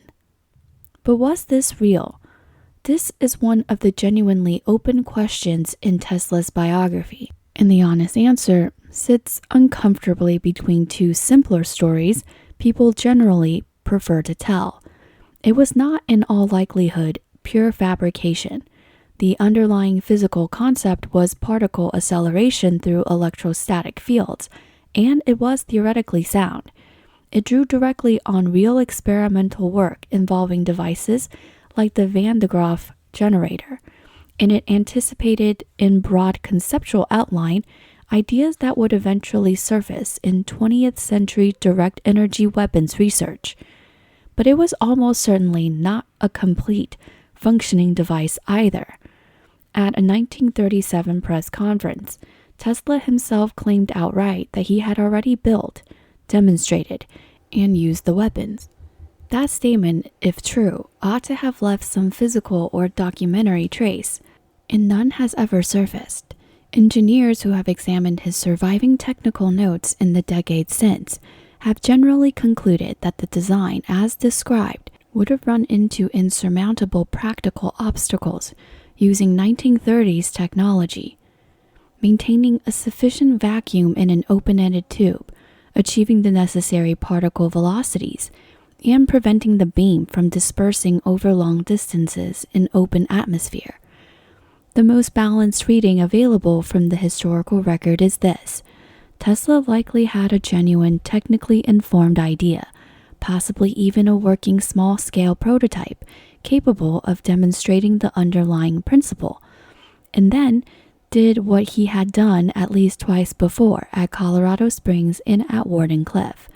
He described the eventual fully realized version of that idea to the public with a confidence that outran what he had actually built.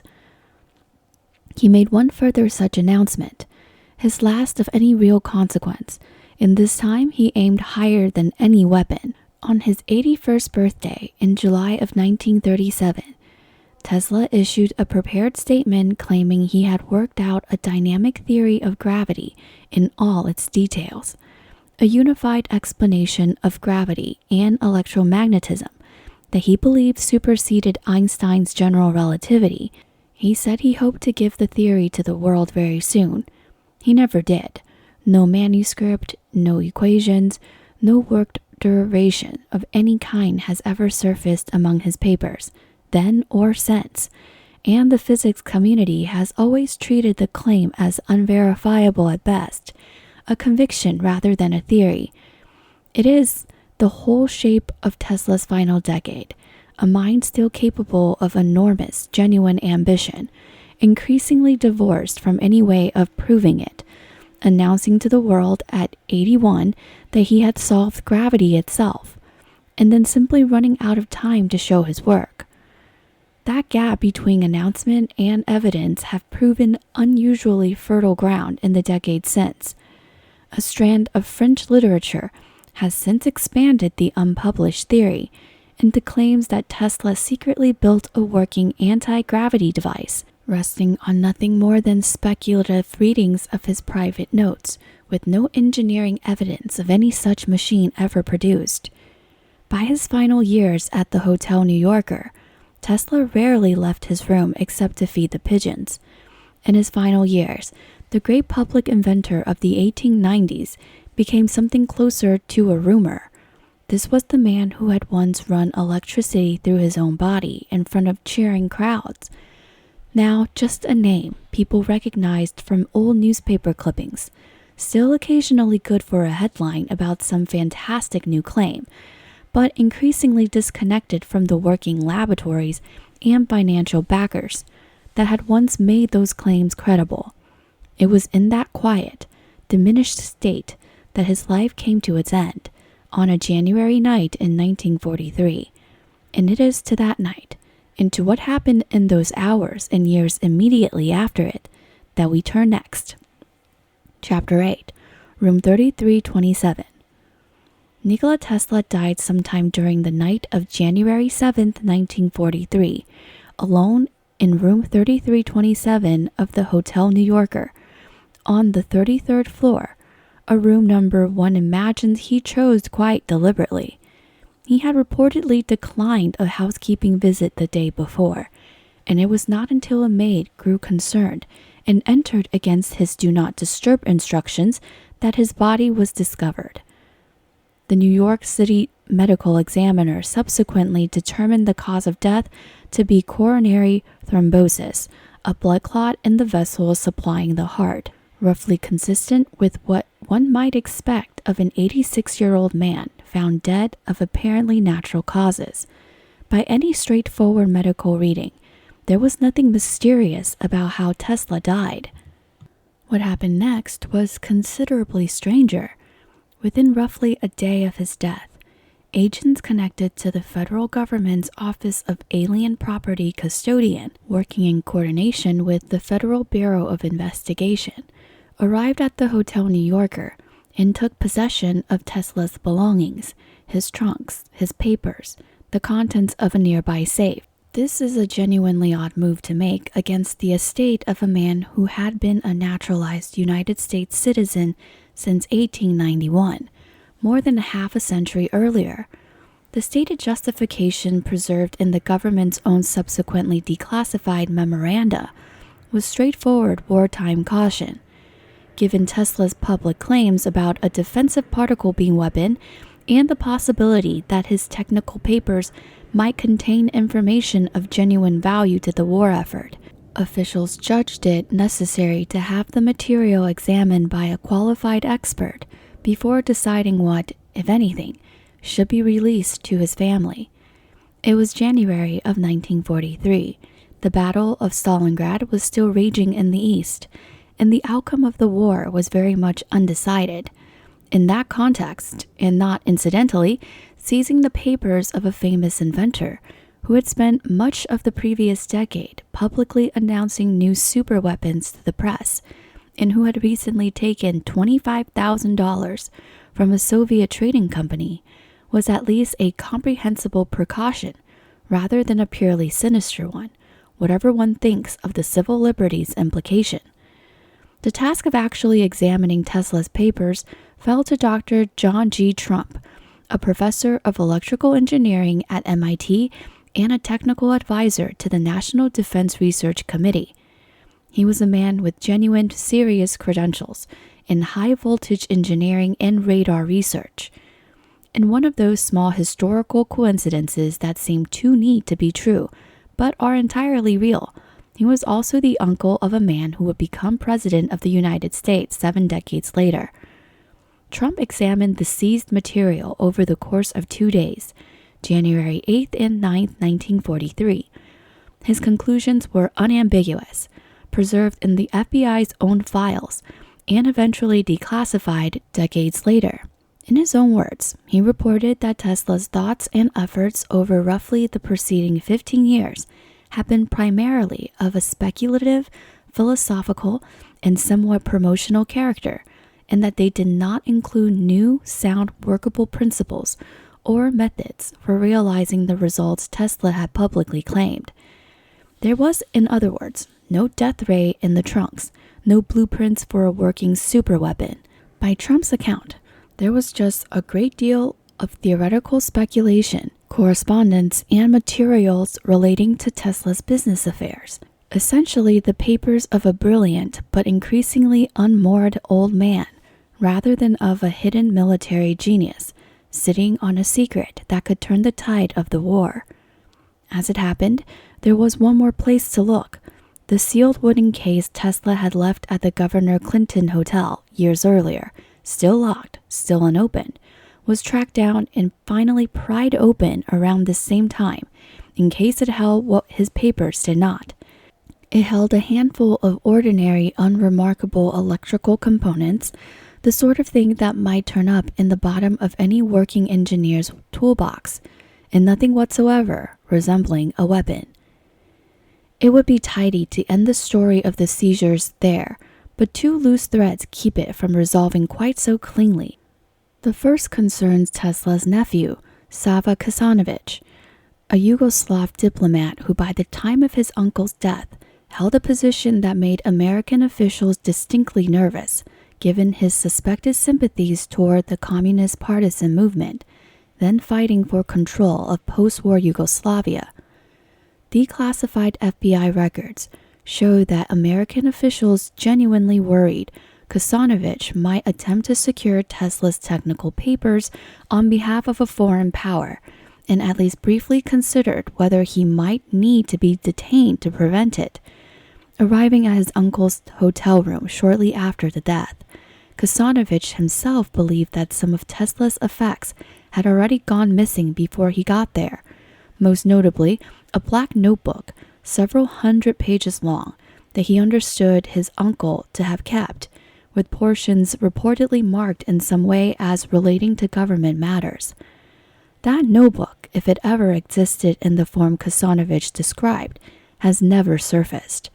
It may have been misplaced, destroyed, folded unremarkably into the mass of papers the government eventually did return, or it may have never contained anything as dramatic as later speculations assumed. We simply do not know, and it is precisely the kind of small, unresolved loose end that has kept conspiracy theories about Tesla alive for more than 80 years. The second thread is a genuine documented disagreement within the American defense establishment itself over how seriously to take Tesla's claims. It turns out that Trump's dismissive assessment was not universally shared. Personnel at Wright Field in Dayton, Ohio, reportedly took the particle beam concept considerably more seriously than Trump's report suggested was warranted. Among them was Brigadier General Lawrence C. Craigie, a genuinely significant figure who was the first American military pilot to fly a jet aircraft. It means only that even trained specialists looking at the same underlying physics disagreed about how far Tesla's ideas might have been pushed had someone with adequate resources tried to develop them further.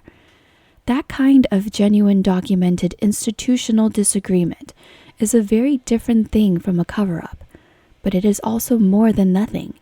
It helps explain why the story never fully died down the way a simple, unanimous dismissal might have allowed it to. Eventually, after a lengthy legal process, a United States court formally recognized Kasanovic as the rightful heir to his uncle's estate, and in 1952, the bulk of Tesla's surviving papers, notebooks, and personal effects were released and transported to Belgrade, reportedly some 60 trunks worth of materials in total, where they formed the founding collection of the newly established Nikola Tesla Museum. They remain there today, alongside Tesla's ashes, which are fittingly kept inside a golden metal sphere. Of all the places connected to Tesla's extraordinary and scattered life, it is the closest thing that exists to a single complete archive of the man, assembled not in the country that made him famous, but in the region where he was born, carried there by a nephew who had fought the American government for the right to bring his uncle's life's work home. There is one final, almost unbearably well-timed postscript to this chapter, and it involves not Tesla's death directly, but a courtroom decision handed out just months afterward. For years, and with justification that most historians now take seriously, Tesla had maintained that Guglielmo Marconi's celebrated radio patents relied on principles Tesla himself had patented years earlier, including a four-tuned circuit design Tesla had described in a patent application filed in 1897. Along with several other early wireless pioneers, Marconi had spent years disputing rival priority claims in court, and one such dispute finally reached the United States Supreme Court.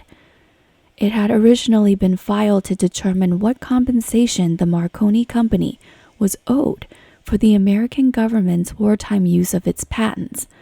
On June 21, 1943, a little over 5 months after Tesla's death, the court ruled in Marconi Wireless Telegraph Company of America versus the United States that the broad claims underlying Marconi's key radio patent were invalid because they had been anticipated by earlier work, including patents held by Oliver Lodge, John Stone, and Tesla himself. In popular accounts, it is often retold as the moment the Supreme Court officially declared Nikola Tesla the true inventor of radio, a satisfying, almost cosmically well-timed piece of posthumous justice. As is so often the case in this story, the reality is a little more complicated and a little less triumphant. The case was never actually framed as a who invented radio question at all. It was a patent infringement and compensation dispute concerning the government's wartime use of specific technology, and the ruling's practical effect was simply to relieve the United States government of an obligation to pay Marconi's company damages, not to rewrite the history books. The court did devote real attention to Tesla's 1897 patent, concluding that his four-circuit tuning system had indeed preceded and anticipated the key claims in Marconi's later patent, a genuine meaningful legal vindication of Tesla's priority on that specific technical point. But the decision was narrower than the legend suggests, decided on the dry technical grounds of patent law rather than any grand historical reckoning. And Tesla was not alive to hear about it at all. If there was a form of justice in that June 1943 ruling, it arrived quietly in a government courtroom for a man who had already been in the ground for months, largely forgotten by the public that had once put him on the cover of magazines. Within a day of an old man's death, federal agents were standing in his hotel room, sorting through his belongings as though they might contain something the country genuinely could not risk losing. Not a will, not a family keepsake, trunks of technical papers kept by a man with no laboratory, no staff, and by then barely any public standing left to speak of. Why would a government do that? There are two honest answers, and the uncomfortable part is that neither one cancels the other out. The first is the boring one, a wartime bureaucracy being appropriately cautious about a man who had spent the better part of a decade publicly announcing that he had built a working superweapon, whether or not a word of it was true.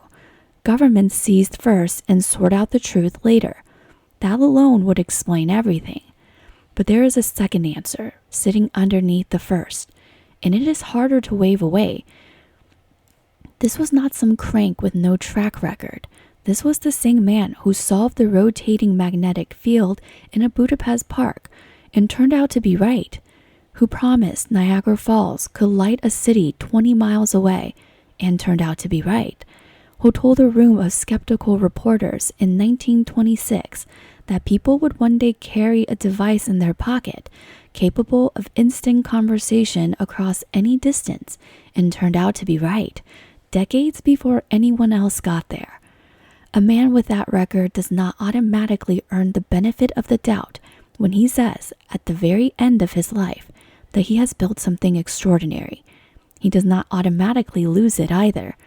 What was actually in those trunks, and what any of it might really have proven, is not a question we can answer with certainty. What it can do is take the question seriously and follow exactly where the last 80 years of speculation have taken it. The rumors, the fringe theories, the pieces of this story that have never fully closed, no matter how many times someone has tried to close them. Chapter 9. What was never settled. In the 80-some years since his death, when no one left alive who could simply answer the question directly, the space around his name was filled with rumor, speculation, and outright fringe theory, at a rate that few other scientists of his era have ever attracted. The oldest of these threads takes us all the way back to Colorado Springs. In 1927, a Norwegian radio engineer and amateur enthusiast named Jørgen Haus sat at his own home radio station and picked up something he could not explain, echoes of his own transmitted signals, bouncing back to him several seconds after he sent them. Far too long a delay to be explained by any ordinary reflection off the atmosphere. He wrote at the time that he could not say where the echo came from, only that he had genuinely heard it. Those recordings, since known in radio physics as long-delayed echoes, sat mostly forgotten in technical literature for decades, a small, real unresolved oddity rather than a legend of any kind. They stayed that way until 1973, when a Scottish science fiction writer named Duncan Lunan, who was not an astronomer by training, but had a serious personal interest in the idea of interstellar contact, went back to Hal's old data and tried something creative. He plotted the delay times of the echoes on a graph and became convinced he could see a pattern in them, something resembling a star map. Accounting for the way the Earth's axis slowly drifted over thousands of years, Lunan worked out that the pattern lined up with the night sky roughly 13,000 years in the past and pointed toward a real binary star system called Epsilon Boötis. He published the analysis in Spaceflight, a respectable journal of the British Interplanetary Society, proposing that the echoes might be the signature of an ancient artificial probe, and the press seized on it immediately. The following year, Lunan went back over his own numbers, found real errors in them, and published a retraction, calling his own methods unscientific. He has spent much of the decade since fielding claims made in his name that he insists he never actually made. Long before Lunan's star map either appeared or unraveled, an entirely separate thread had already planted the idea that something artificial might already be up there. In August of 1954, 3 full years before any nation on Earth had the rocket technology to put anything into orbit, a retired Air Force major and prolific UFO writer named Donald Keyhole told newspapers that the Air Force had detected 2 satellites already circling the planet. The story ran in outlets including the New York Times at almost exactly the moment Keyhole had a UFO book of his own to sell, and it was never substantiated by anyone. 6 years later, in 1960, a second and more official-sounding version of the same idea appeared. Time magazine reported that United States Navy radar had picked up a dark, tumbling object in a near-polar orbit, a trajectory well-suited to surveillance, and if the size estimates were right, heavy enough to be the largest object in orbit at the time. It was later identified considerably less dramatically as tumbling debris from an American reconnaissance satellite called Discoverer 8 that had gone off course. None of these threads, Tesla's signal, Hal's echoes, Lunan's star map, Keyhole satellites, the Navy's dark object, had anything to do with one another when they happened, separated as they were by decades and by continents. It was only afterward, gradually, that all of them were folded together into a single continuous story, an artificial object of unknown or extraterrestrial origin, thousands of years old, quietly watching Earth from a near-polar orbit since long before humanity ever reached space. That composite legend is generally known today as the Blacklight satellite, and its most famous supposed piece of evidence arrived in 1998, when photographs from the Space Shuttle mission STS-88 showed a strange, dark, irregular object tumbling near the station under construction.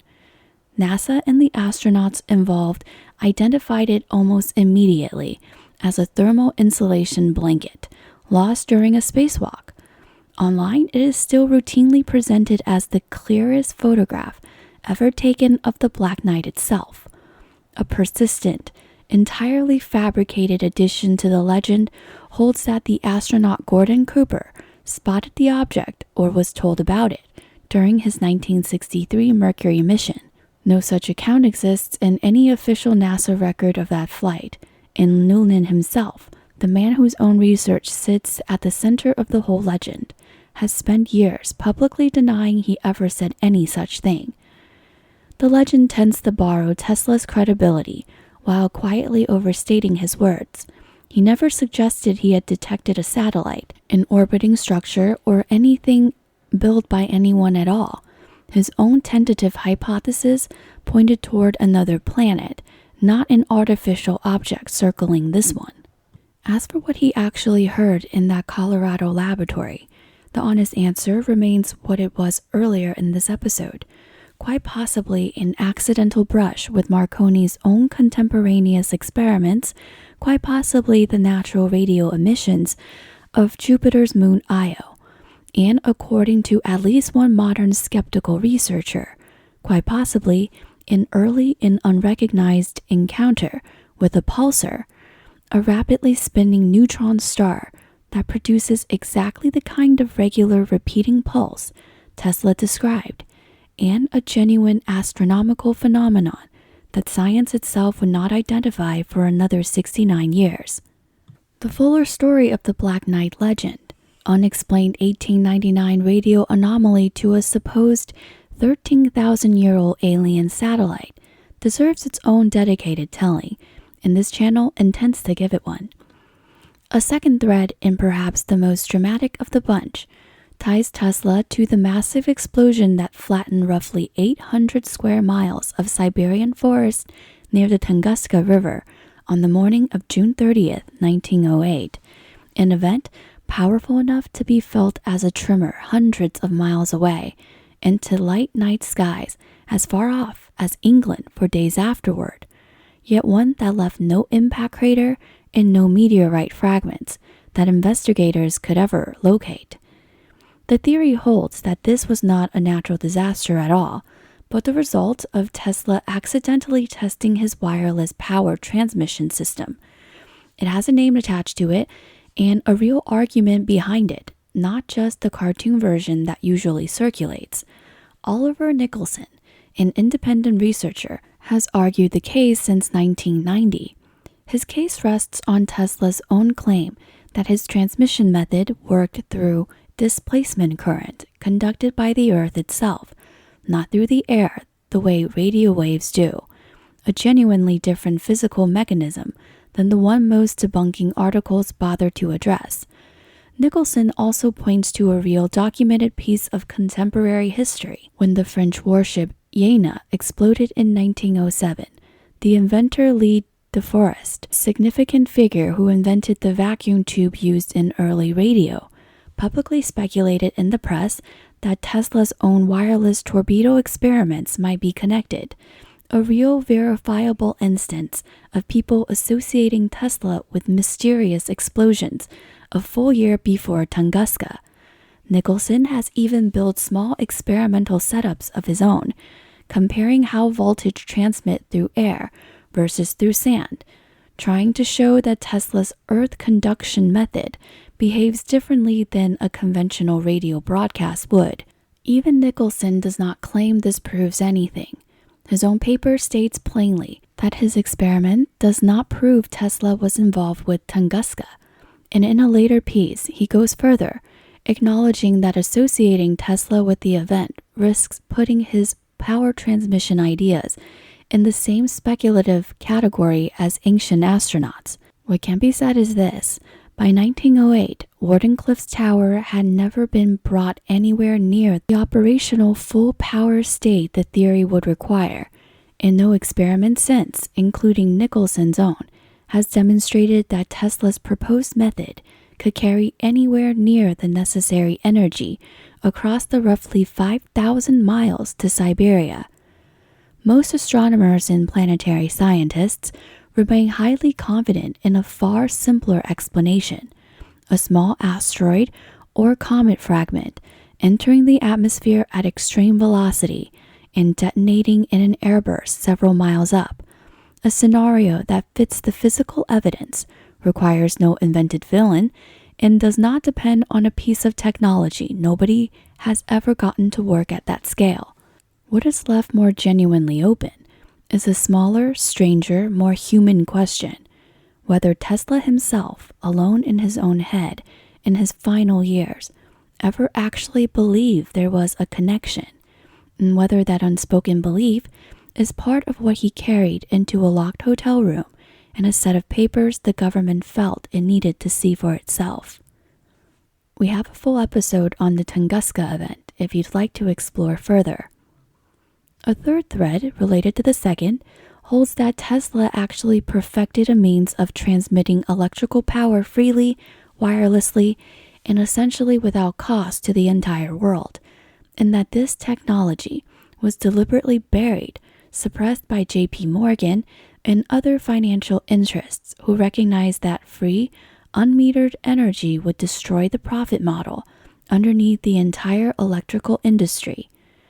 This version of the story has genuine emotional appeal, not least because it offers a clean villain. At Colorado Springs, Tesla did achieve small-scale wireless power transmission, lighting incandescent lamps near his own laboratory using earth conduction. And in 1903, with his funding already collapsing, he ran the Wardenclyffe Tower itself, producing lightning-like discharges that residents of Shoreham could see from their homes at night. His underlying physical intuition that the Earth and its atmosphere form a kind of resonance cavity was not fantasy either. A real phenomenon along these lines, the Schumann resonance, was confirmed by science in the 1950s, decades after Tesla proposed something like it. Where the theory runs into trouble is the leap from these small, local, real demonstrations to a claim that Tesla had actually solved planetary-scale wireless power distribution, and that this success, specifically, was the thing suppressed.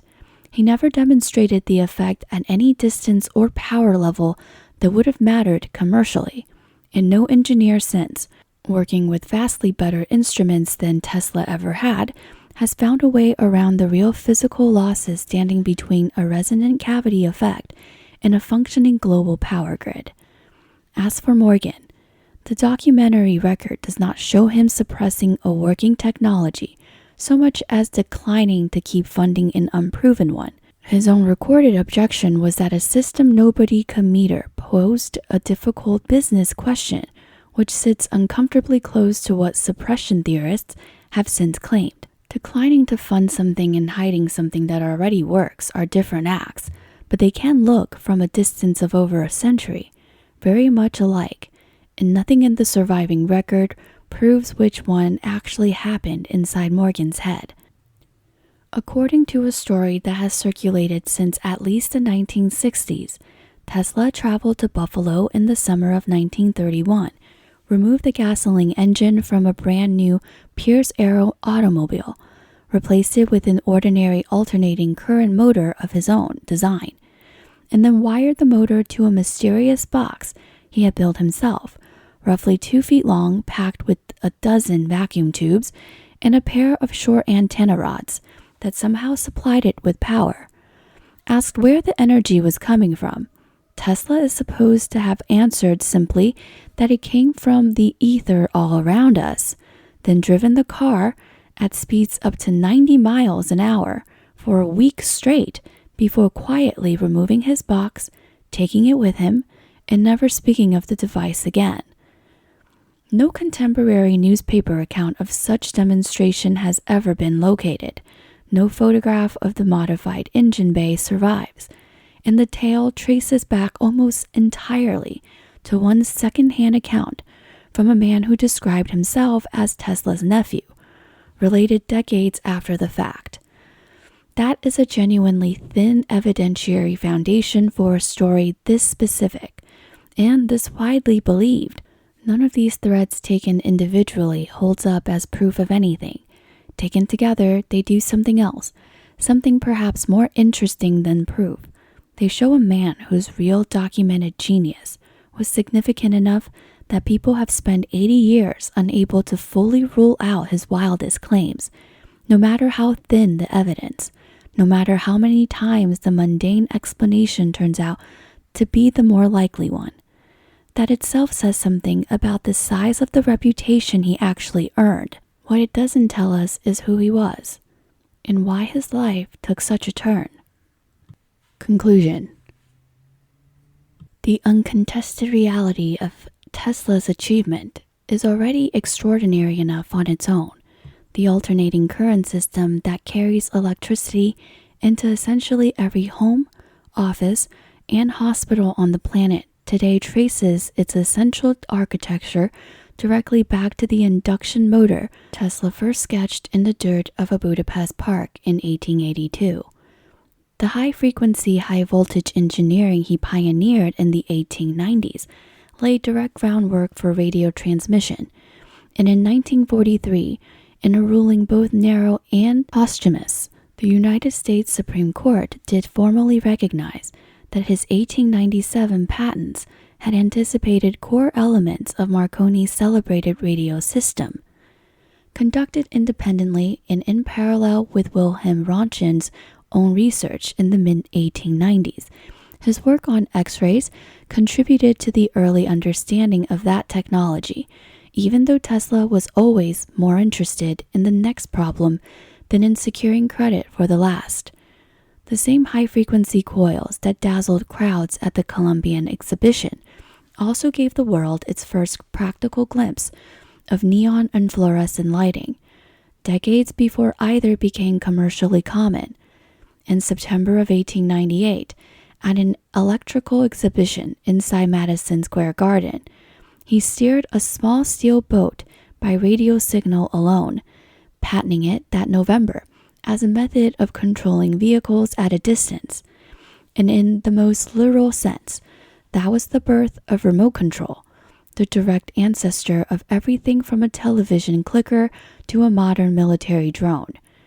In 1960, the scientific community made its own quiet gesture of recognition, formally adopting the Tesla as the International Systems Unit of Magnetic Flux Density, a proposal that came fittingly from a Slovenian engineer representing what was then Tesla's own homeland.